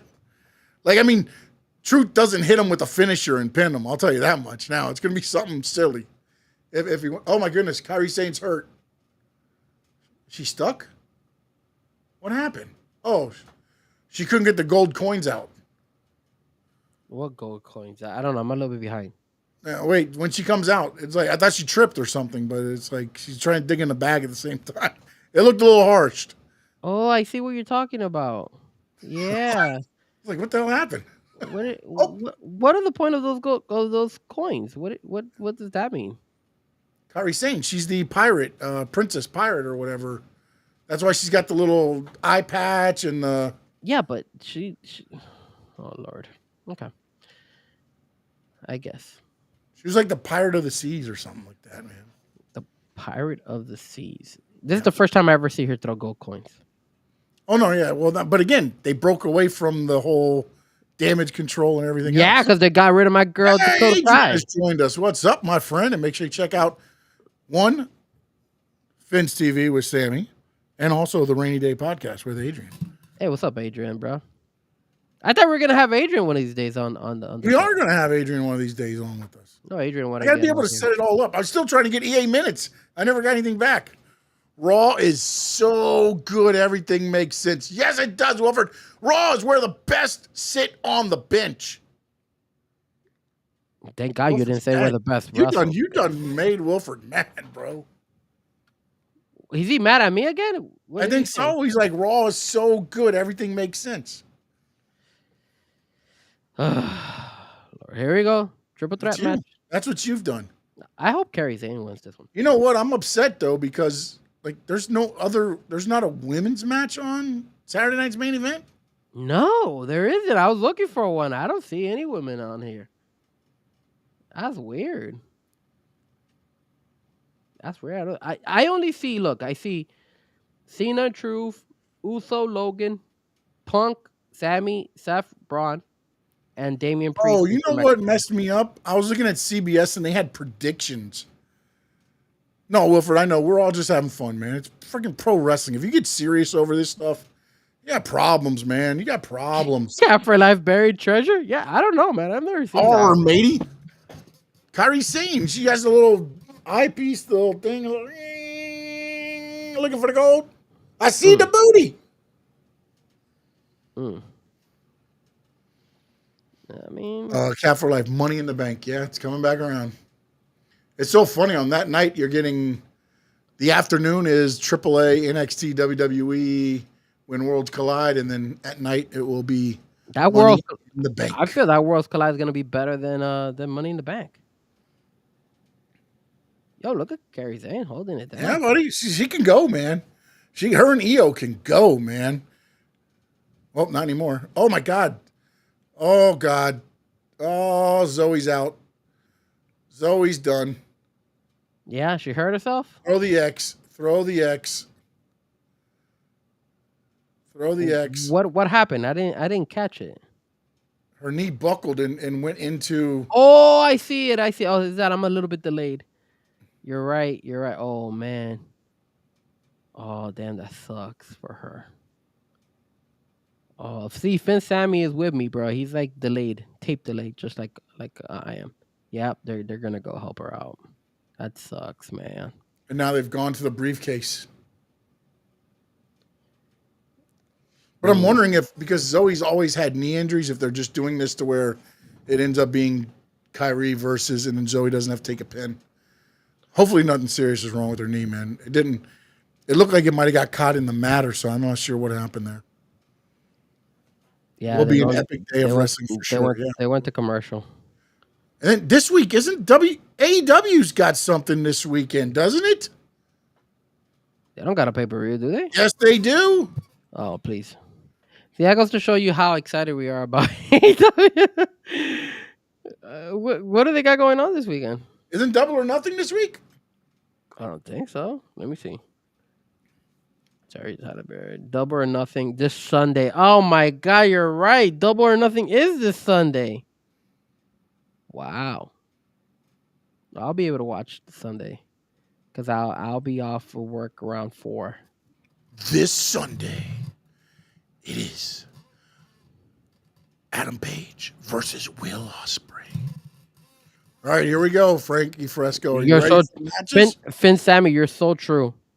I think they probably made her buckle her knee like that. That way they could get rid of her.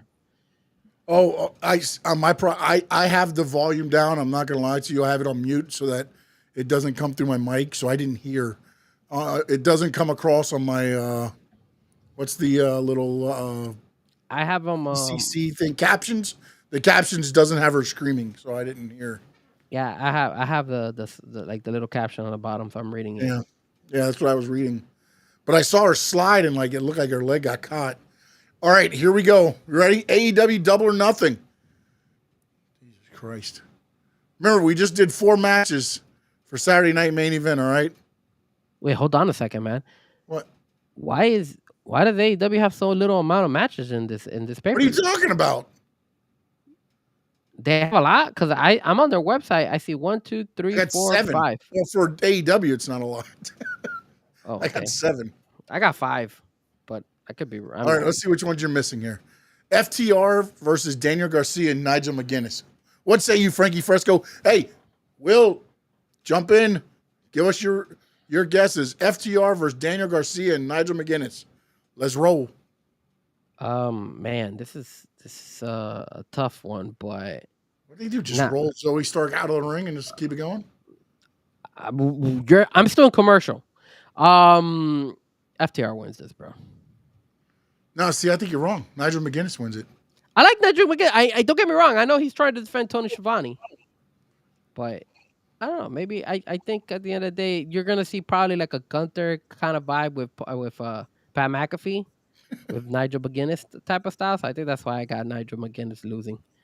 So I think out of all those 3 or 4 guys, the guy who would get pinned would be Nigel McGuinness. But I could be wrong. Yeah, probably. Is Zoe gone? They got rid of her? Yeah, she's out. She's out. Damn, that sucks, man. Poor girl. FTR will win. They need to keep the heel strong. That's Wilford got FTR as well. Finn Sammy saying WWE is going to counter with the debut of Sunday Night Main Event this Sunday. Wilford said bigness about to pick up. Wait, so they're going head to head, right? No, it's Saturday. WWE Saturday. And Saturday night's Main Event. You're right. Yeah, I know what you're saying, Wilford. At first I didn't, but I figured out McGuinness. Now, here, Wilford. Now, this is where AEW sometimes loses me on these things because every match has to have a stipulation. It is a stretcher match. That Ricochet right. versus Mark Briscoe. Oh, Wilfred agrees with me. He said McGinnis will get pinned. Yeah. Think about this, Sean. I 1, 2, 3, Oh, good 4, 5, God. 6, 7. Yeah, What the hell just happened? I got 7. Okay, so look at this. I got stretcher match, AEW Tag Team Championship match, AEW Women's World Championship, Women's Owen Hart Tournament Finals, Men's Owen Hart Tournament Finals. Ooh, that was rough. Yeah. And Anarchy in the Arena match. Mm-hmm. So there is 7 matches. Yep. All right. So who do you got? The Ricochet and Mark Briscoe. Well, Ricochet all day. Stretcher Bro. match. Ricochet all day, bro. I got. Yeah, I just don't understand why you got to make a stretcher match. That's my only problem. Yeah, they did, Cap. They added MJF. Well, they supposedly. might have added a member. Sir, they added and they gave him a thumbs up. They gave him a thumbs up, but this week is the contract signing. And we all know 2 things go awry in pro wrestling: weddings and contract signings. If they do that, if they do MJF wrong, then it has to be MJF. What if MJF sets them up? It has to be MJF versus Bobby Lashley at All In. Has to be. I wouldn't mind seeing that one.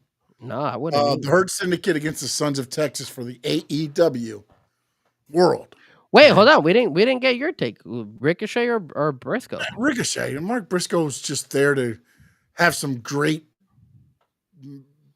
bumps and everything else. But Ricochet's got a... Man, Kairi Sane is getting her ass beat in this match. Yeah, but she's looking good the way she's getting her ass looking kicked. great, but she's taking some wicked bumps is what I meant. Like, she is really getting her ass kicked. Yeah, she's she taking is. bump after bump. Crazy, man. Yeah, she is. God. I mean, they're making it... I think she's taking it an extra step because of the whole, Zoe getting injured and getting out of there. Yeah, they're having to... Yeah, because now it's not three-way. It's now 1-on-1. Yeah. All right, so who you got? Hurt Syndicate, Sons of Texas. If the Sons of Texas wins, I'll stop watching WWE. I'll stop watching WWE. I'll stop watching WWE. I won't watch WWE for a whole month. If the Hurt Syndicate loses, I will be texting MVP asking what the hell is going on. Yeah, bro. There's no way they're losing that match, bro. No way. Oh my goodness! Especially to those guys. I mean, the only way they can't even know. Why would they lose? And it's for the tag team belts. So then not only would then they would have 2 belts. They will have the Ring of Honor ones, and they would have the AEW ones. No, it makes absolutely no sense. And why is that, Sean? Why is it that you have to put tag champion versus champion, dude? Why do that? Like, that's one thing I feel like AEW sometimes struggles. Like, remember you used to tell me, Frankie, the Ring of Honor belts here and all that stuff, and I used to always argue with you like, who cares and all that stuff, right? But now I've fallen and I've hit my head, and I agree with you.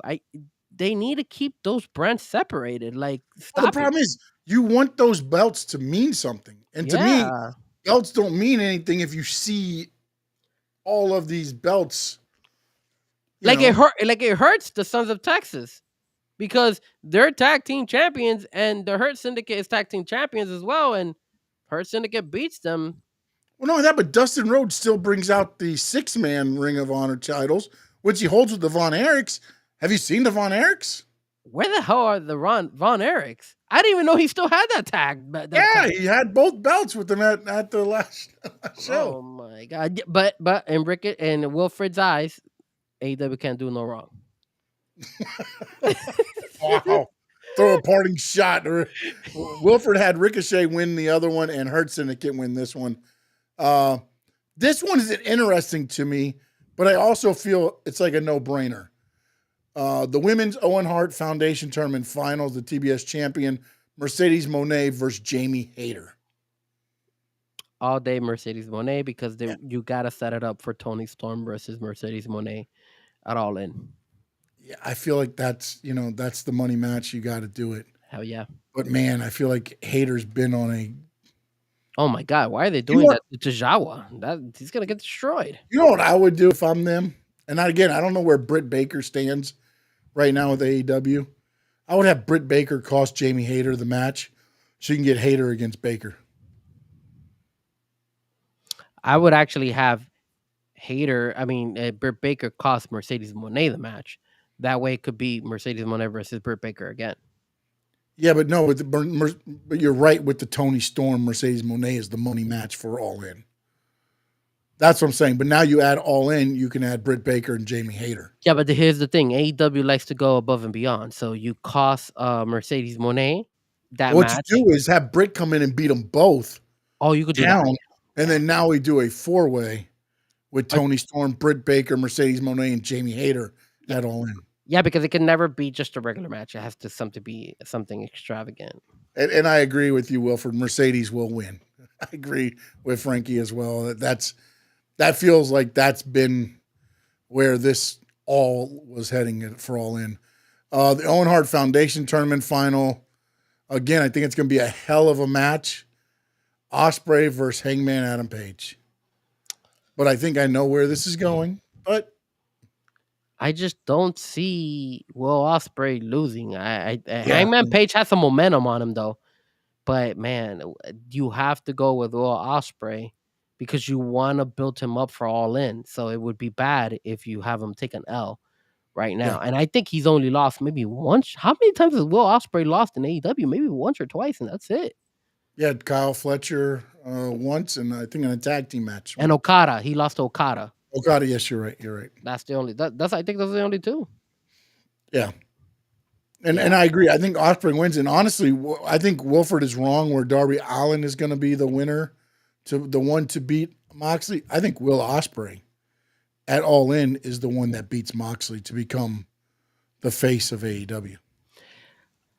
Sean, you make a lot of logical sense, but because you make a lot of logical sense, I feel like that's not going to happen. I think Tony Khan's going to listen to our show and not do it on spite. Talk to me. The last one, Anarchy in the Arena. Oh no, there's one more. Timeless Tony Storm versus Mina Shirakawa. Come on, man. You damn well. If Mina beats Tony Storm, I mean, that's like another given. Tony all day, bro. Again, Mariah May comes back, throws dirt on all the WWE rumors, costs Timeless Tony Storm the title. Mina Shirakawa, champagne bath on the stage. Tony Storm all day. Even though what you just said would be amazing. It would be, but we know how this is going to But you give some really, really good ideas. I would never be signed to book anywhere because everybody would be like, they need to hire you, Sean. We can't give them surprises all the time. Why not? You're so good at finding these surprises, and this is the whole thing. Happen. Look, if Mariah May is still under contract, you know she wants to go to WWE anyways. What the hell does it matter to have her come out and be like, hey, we need you to cost her just to flip the switch here, just to do something. You can give the title back to Tony Storm in the next Dynamite. That's what I was thinking when I said the Mercedes Moné. I said they'll probably cost Britt Baker cost Mercedes Moné, and then you have Mercedes Moné versus Britt Baker, and then they run it back, Jamie Hayter versus Mercedes Moné again. That's like back-to-back Dynamites, and then you got Mercedes Moné versus Tony Storm at All In. You see that because Tony Khan wants like these extravagant matches on Dynamite too. So, all right. So in this one, I have Anarchy in the Arena, Swerve Strickland, Kenny Omega, and the Ops, which is Samoa Joe and Hobbs, versus the Death Riders and the Elite. But I don't have Willow Nightingale and Marina Shafir on here, so I'm not sure. They're supposed to be in it? I thought they were on the teams that I saw announced. Right. So I'm not sure what's AEW. You got the AEW site up or no? No, because the AEW site doesn't even have the Anarchy Arena match. So I went to 411mania.com and they have here participants to be determined. They don't even know who's gonna be in it. And then when you go to the AEW thing, they don't have it. They only have 5 fights, 5 matches. That's why I had to leave their site. Think about it, man.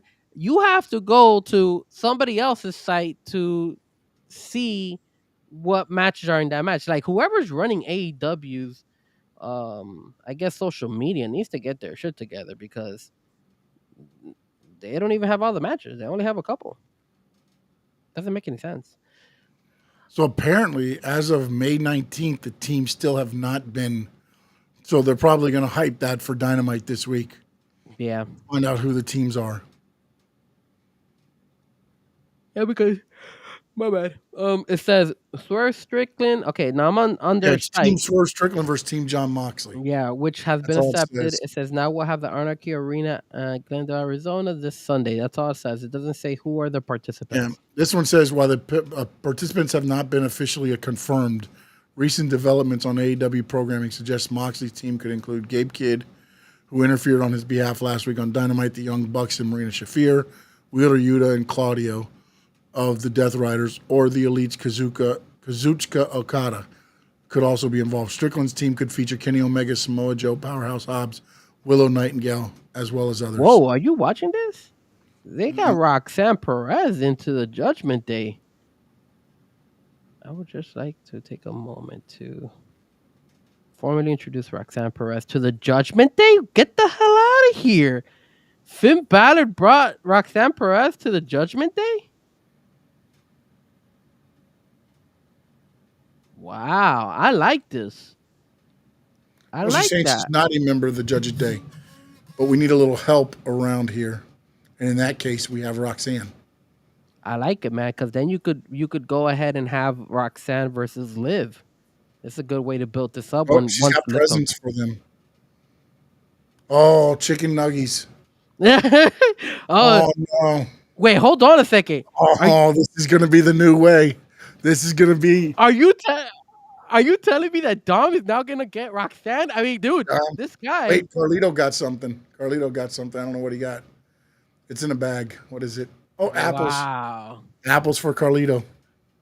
Hey, look how Roxanne was looking at Dom, bro. Like, dude, Dom. Look at Dom's following her. Look at Dom looking.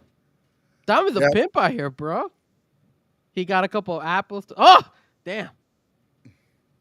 Raquel said Liv will hear about this and says, "Oh, I can't wait." Damn, poor Dom. This is so good. Wow. See, this is what I'm talking about. These little moves like these little nuggets, like the ones that Dom is eating. Literal nuggets. It's what really makes the show better. Like, and they're not even the main. They're not even John Cena. Or they're not, Cody. They're not none of those. This is what. Now we're intrigued because now they're finding out a way to put Roxanne Perez in there, and then it will lead up to Roxanne versus probably Liv. When she comes back. It's impressive. I like it, man. I like it. I'm so anti Mercedes Moné. My female wrestling name would be what? Corolla Kyrie? Where are you at? I'm sorry, here. That was Karoon who wrote that a minute there. Corolla Carey. So, like, instead of Mercedes, he drives a Corolla, Toyota Corolla. Roxanne versus Lip. Yep, nice. Hell yeah. Dominic always gets the lady. Dude, he really does, man. That guy's a pimp. Why do you keep hyping up this Tajawa versus Rusev? You know Rusev is going to destroy him. So then what's I mean, look, I don't have to predict it. Anarchy's going to win, bro. The Death Riders are going to win. The Death Riders are going to win that match. Good choice, man. I got Anarchy winning. All right, good. I bet you it wins in the arena. I'm not going to lie. I do like those Anarchy matches. Those are pretty cool. They probably go all out. But no, it's all in. I know. Of course. Oh, he's coming through the crowd again. He's yeeting all over these crowns. Look at him. We get it. We got golden nuggets, of course. You know, those look microwavable, actually. Those are like the microwave nuggets. Those are pretty good, though. Yeah, Microwave nuggets. I like microwave nuggets. Did you see Jey Uso was struggling with that curtain for a second there? It happens. He was struggling a little bit. I can't wait until Jey loses his belt, bro. I wonder if he loses the belt, if he still will come out through the crowd and yeet. You think that's gonna be his like gimmick moving forward, whether he has the belt or not? Yeah, it's got to be. And then the baby face behind him. It's kind of cool that he picked up the little girl and started eating all over. Now he's got some little baby face meme thing behind him, jumping up and down. I did see that. All in Cat for Life. Yeah, I know. Yeah. Frankie, anything else, man, before we go?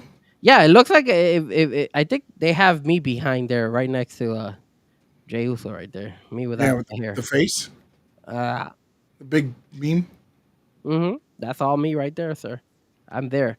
No, you can follow me at Frankie Fresco or Fresco Music. I love how Michael Cole's got to get fired up to do the handshake. He's sitting there like warming up. So good. He's so proud of himself. He is. Oh. Look at those kids in that arena. Tell me when you see all those kids in AEW. Pat McAfee. That's the thing. It's like, unfortunately, that's where, to me, Vince understood that it's like Disney. You get the kids there, parents got to buy everything. We could go through whatchamacallit, fast topics. Soraya getting kissed by a fan. Yeah, that's stupid, man. Crazy, right? You got to understand, man. I mean, come on, man. Who in their right mind go to a meet and greet and try to kiss somebody on the lips? I mean, like, what the hell are you? Soraya is a good-looking woman. I would kiss her on the lips too. So you're going to go to a meet and greet and think that Soraya wants to kiss you on the lips, bro? You've lost reality, man. I would ask her. I wouldn't still kiss. I would. You need to put it in a padded room. And I know you're going to try your little thing where you're a tourist and you're going to be like, I'm a tourist, and she's going to think she can give you a number and stuff. No. Yeah, Soraya, what's up? I'm Frankie Fresco. Help me out here, bro. That person deserves like jail time. Nah, man. Come on. They don't deserve jail time. Probably a slap. A slap, yes, but not jail time. No, man. So somebody doesn't know you, Frankie, and you're at a table signing autographs. They walk up and think you owe them a kiss? And a female kisses me in the mouth? Yeah, sure, why not? Okay. Especially if she's hot, why not? And I'm not married? No, why not? You're right. Have you ever seen Ricky Bobby? Remember the scene in Ricky Bobby where Ricky Bobby he's just won the first race, and then the girl flashes him and he's like, man, let her be legal, and then he marries her? Mm-hmm. It's the same concept, bro. Just, there you go. There you go. Frankie Fresco has spoken, ladies and gentlemen. All right, what other lightning stuff you got? What else happened? And what do you could think of? I'm trying to think. I lost my train of thought. Anything from the crowd in the chat, let us know. Anything you guys want to ask us? Oh, for a minute there, I thought it was the White Six coming out with all that smoke. Missing the White Six, bro. I missed those guys. Oh, I didn't even know that Alexa Bliss was in Money in the Bank already. Yeah, she won. She won on SmackDown the other night. No doubt, straight to jail. Just because he stole a kiss from her. That's true. Dude, it is creepy. It is creepy. I'm not gonna lie. Unwarranted kiss. My goodness. I'm not gonna lie. It is creepy. Can you sign this picture? And by the way, how do you even think that that's like? You're not at a kissing booth. What the hell? So what happens if he tried to kiss her right on the cheek? Either way, you're at a freaking signing meet and greet. Maybe you kiss her on the forehead. No, you don't kiss anybody. You kiss her hand. Listen, did you go to a meet and greet? Or swap spit and kiss and everything? I mean, no, dude. Well, sometimes things change. You could go to massage place, and then Where's the meet and greet at Roxy's or wherever? Or we you got go to a the meet massage and place, greet? and then all of a sudden you end up with a happy ending. What are you talking about? Things happen. Things change, sir. Things change. Okay, maybe if he slid Soraya maybe $1,000, she might give him a kiss on the cheek. I wonder if how many dick pics did Mercedes Monet get with all the people who signed up with her? I bet you she got a ton. How many dumbasses paid $59.99 just $99.99? Even Wilfred, who's a diehard AEW fan, did not pay the $9.99. Wilfred, did you pay the $99.99? No, Are you texting him Mercedes Monet? We asked him about this already. Yeah, but he might change his mind. It's been a couple weeks. Oh my God, Braun Breaker, you savior! Braun Breaker just saved Jey Uso. Oh my goodness. Oh, because Jey Uso was gonna. Oh, he was going straight on his head. He was going straight to his head. Let me see. I'm a little bit delayed. Oh, he overshot him. He went. Jey Uso, man, he's so over there, bro. Over there. Oh, commercial break. I love it. You gotta love these commercials, man. You do. These commercials, even if you pay for the Netflix without commercials, you still. I wonder anybody on X or Twitch or anybody who listening, is anybody on here paid the $99.99 to text Mercedes Monet? I would just like to know, like, what is it? Is it like one text a day she sends out and you can respond? I don't know, sir. Because I guarantee she's not sitting there answering every text you send. Oh, what do you think about Cora Jade and her OnlyFans? I think she's starting her OnlyFans now. Good for them, man. Make the money. She has no option, right? I mean, doesn't look like she's trying to. Dude, what you do is if you can make your money that way, why would you do anything else? Did you see also that AEW, they had to cut AEW show Collision? TBS had like some issues going on or something like that. I heard about that. And somehow, I think Frankie sent us it, or Sammy sent us it. It went to Black Adam. It went to Black Adam. The movie it played was Black Adam, which was The Rock's movie. Whoa, Karun. You must have not been here when we started the show. Let me inform you. Let me give you the Frankie takes when it comes to this. So, Karun, this past week, my family came into town. My uncle, my goddaughter, her mother, her stepmother.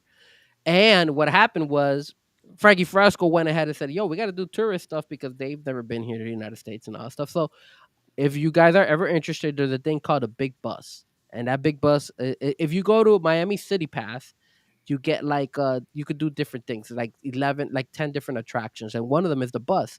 And it costs $30. And it runs from 10 a.m. all the way to like 6 p.m. So what ends up happening is you get on this bus and you're a tourist.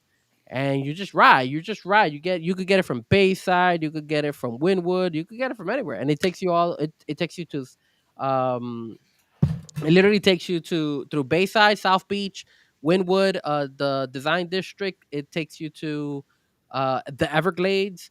It takes you everywhere, bro. So anyway, long story short, me and my dad were in it. Now, my dad wasn't trying to get any numbers or anything because my dad is obviously with my mom. But my dad was acting a little bit like my wingman. So that's what I like about my dad. My dad he helps me. He gives little nuggets there. So what ends up happening, I told my dad, I was like, Dad, what are we doing? And he's like, bro, we're tourists, bro. I said, you know what, Dad? I like the way you think. So then all of a sudden in that bus, you start getting tourists left and right. So what do? You act stupid. Hey, man. Hey, guys, how are you? This and that. And then you start talking, but you're not talking to guys. You're talking to the women. You start talking to the women. You tell the women, hey, man, my name is Frankie.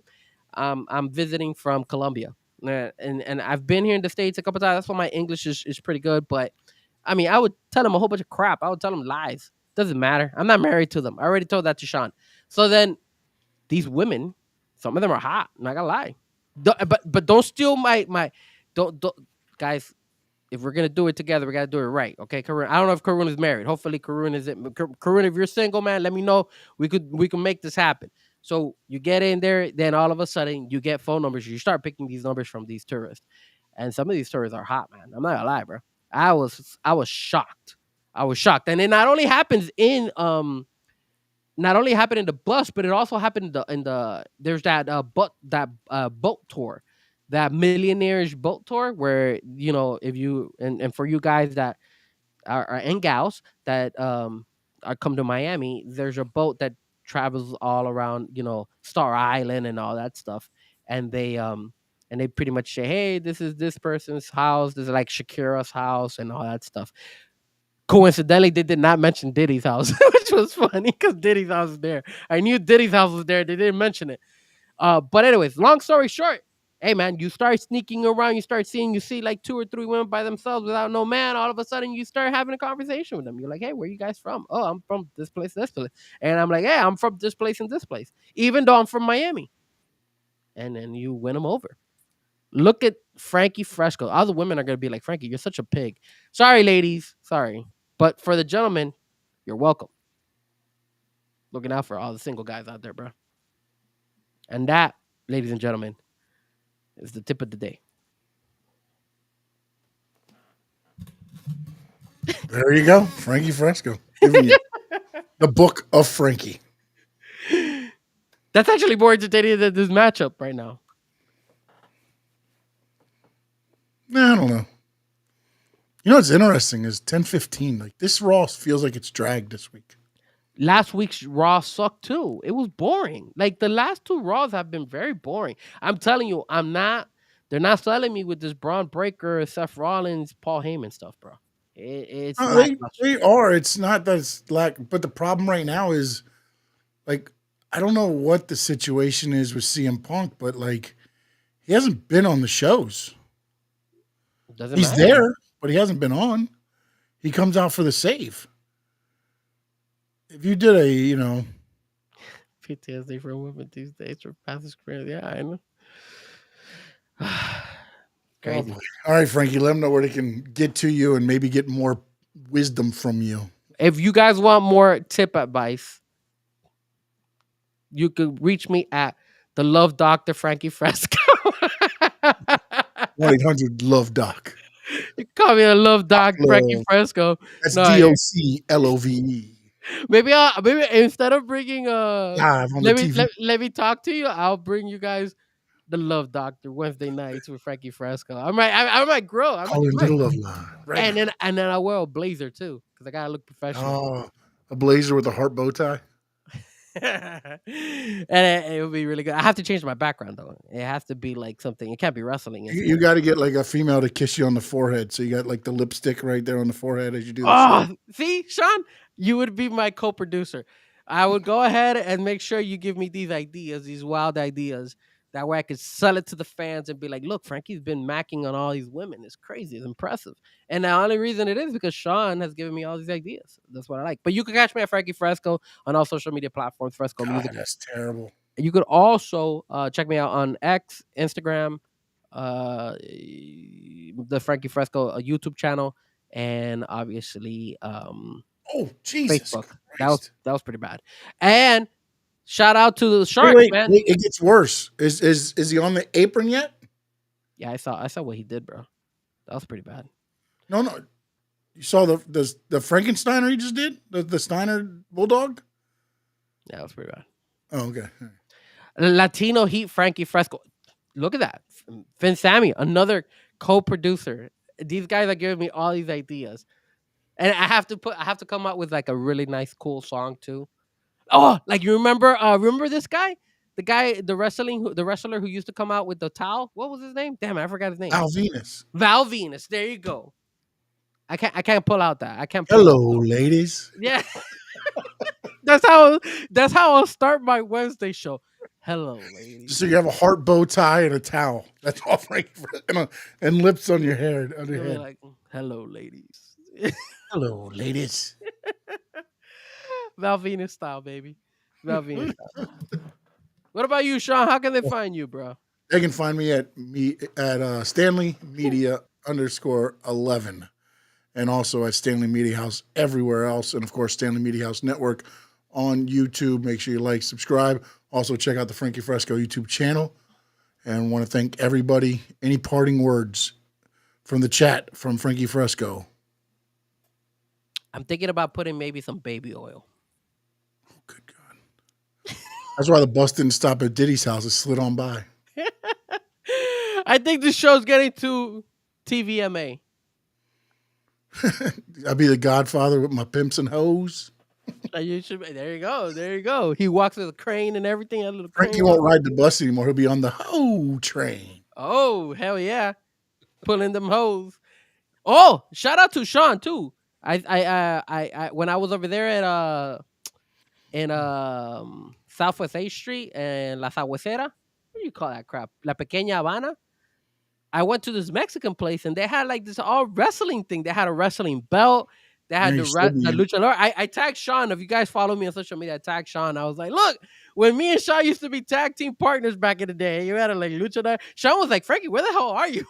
Yeah, I was like, where the hell are you? Like it's looking like a shrine for Mexican wrestling. I was like, Yeah, it's where the hell are you at? And it was right on. It's right on La Pequeña Habana, little Havana, literally right down there. Real cool place. They had all wrestling stuff, all Mexico stuff. It was pretty cool. You should go visit it. Definitely. I will. Definitely. We told you we're gonna hang out one day and go visit it. As tourist. As tourists. Well, you as a tourist. I'll just be your wingman. On the bus.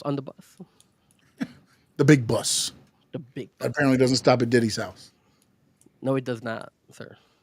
Cannot. What's going on? You want to stick around until this match is over? I'm waiting for somebody to get hurt in this match. Honestly, though, it's much. Yeah, we got like 10 minutes, like 9 minutes before this match is over. They're very sloppy in this match, man. That goes to show you that these guys are not ready. They're sloppy. These guys are not ready for. I'm sorry, guys, but they're not ready for the big show, bro. They're not. They're not. Paul White's here. Paul White is here. You're such an idiot. No, but they're not ready, bro. They're not ready. They. It's the big show. Oh, good See, God! look, that was sloppy too. That wasn't even that clean. Let me ask you: if they're wrestling like this and being this sloppy with all their everything that they're doing, this definitely means that they've never worked together before. Obviously, right? Oh, that's the house shows. Like that's the thing. Like they haven't worked together. They haven't practiced because they look sloppy. Look at Paul Heyman. He knows. He's like, damn, this is sloppy as hell, bro. He's like, good God, somebody's gonna die in this. Yeah, it's like, bro. And this has been. Look, remember, you had the whole Rhea Ripley matchup. That was a little bit rough for Kairi Sane. How is it, like on the headline it says El Grande Americana helps Judgment Day beat Penta and AJ Styles. Like your results is down there telling who interfered. They want to make sure that you know. All right, here's a cue that this move is not going to happen. You know why? Jey Uso's legs are on the inside of the ring. Therefore, he's not going to be able to suplex him because there's no way Jey Uso can get to the air. Makes sense. Oh. He set him up for the Frankensteiner. Yeah. He kicked out. Good sell. Terrible match. It's been sloppy. It's just been sloppy, yeah. But good. Okay, so let since we're dissecting this match, right? So you see Braun Breaker. I like the emotion in the face. He was like pissed. His vein is popping on his left side of his forehead. He's ready to do that spear. Oh, there you go.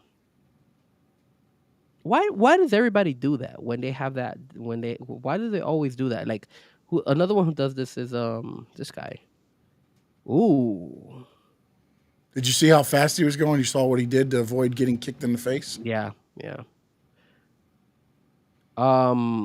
This guy, Damian Priest does the same thing too. Hopefully they do not show a replay of that because he missed by a mile. All day. They're not going to show it. Or if they do, they have to show it from... It'll be from the highlight of the side like they showed it that time. It won't be from any other camera except the hard camera. Somebody's coming. Yep. Who is it? Seth, probably. Apparently he's waiting for a certain move. So he's waiting for a cue from Jay. Jay must be going to set up something when he goes to do... He must be doing the Roman. He's going to be doing the ooh, ah. Or what happened here? He's there. Oh, Heyman. Got Heyman. So then somebody's coming from behind him now. Come on, Seth. There's Braun leaving. Getting a chair. Fifth Fab is messed up. Hey, wouldn't Jey Uso get DQ'd for doing that? I mean, he clearly used the So chair. Heyman's going to grab his leg. Heyman set up to grab his leg. There you go.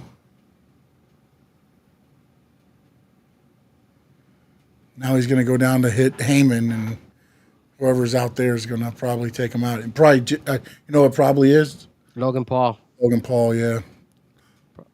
Logan Probably Paul Logan. can smack him with the knockout punch. He's already done it 3 times, so I Yeah. wouldn't be surprised if he does it again.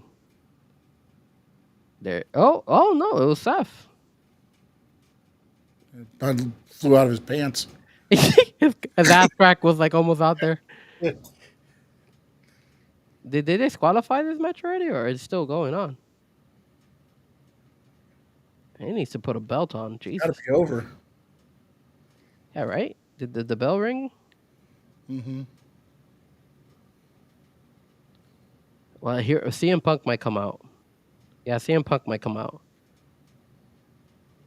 You've been asking for CM Punk. It only makes sense for CM Punk to come out, or Sami Zayn, Sammy or CM Punk. Sammy and CM will probably come out both. Who? Well, here we go. Who's CM, coming out? It's gonna be CM Punk. Looks like blue. Sami Zayn. Oh. Then they'll beat up Sammy, CM Punk's gonna come from the backside. and then CM Punk comes out. CM Punk's gonna come from the backside. Yep. It has to be like that. Sammy's looking at him, staring. There it is. I don't like that part though. CM Like Punk. if you're the heels, why are you waiting for CM Punk to get there? Start attacking Sammy. Yep. That's why I never. You want to CM Punk? There you go. Yeah, no, but I mean, that's why these guys haven't been. They haven't had the antagonist to be the protagonist. Sami Zayn's been the only one that they've been, and Jey Uso, and Jey Uso's doing with Logan Paul. So to have a good, to be good and protagonist, you need the antagonist, or to be a good antagonist, you need protagonist. Sorry. There you go. That's a setting up for Saturday night. He can take his phone out. Jesus. Or AJ got a thing on it, a Life 360. Oh, you saw Seth? He rolled over to the table and everything. Ooh. Oh, damn. Phil's like, hey, buddy, don't hit me like that. Last time I did that Jungle Boy. That's what happened to him. Ah, there, look at Rob Breaker. Damn, Jey Uso got hit with friendly fire. I'm telling you, man. Braun Breaker seems like another type of Goldberg, where he's just too aggressive sometimes. Yeah.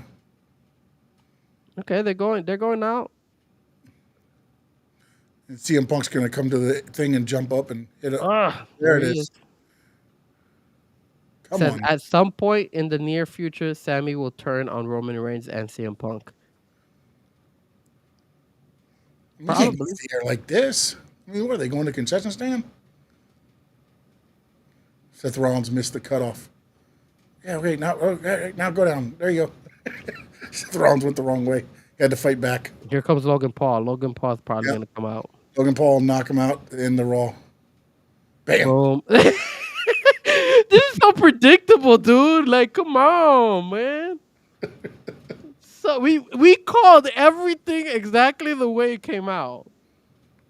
Oh man, that's why I feel like sometimes they need to come with some original. Like, why is his mouth bleeding? Is he? Yeah, bleeding? that was from the super kick this morning earlier. Jey Uso super kicked him. Yeah, there you go. And that was Raw for you, gentlemen. There it is. We actually did a full watch along. Yeah, 2 hours, man. Yeah, was not planned. 2.5 hours. Not bad, not bad. Not bad. No, actually, yeah, because we started a little bit late. We started at Yeah.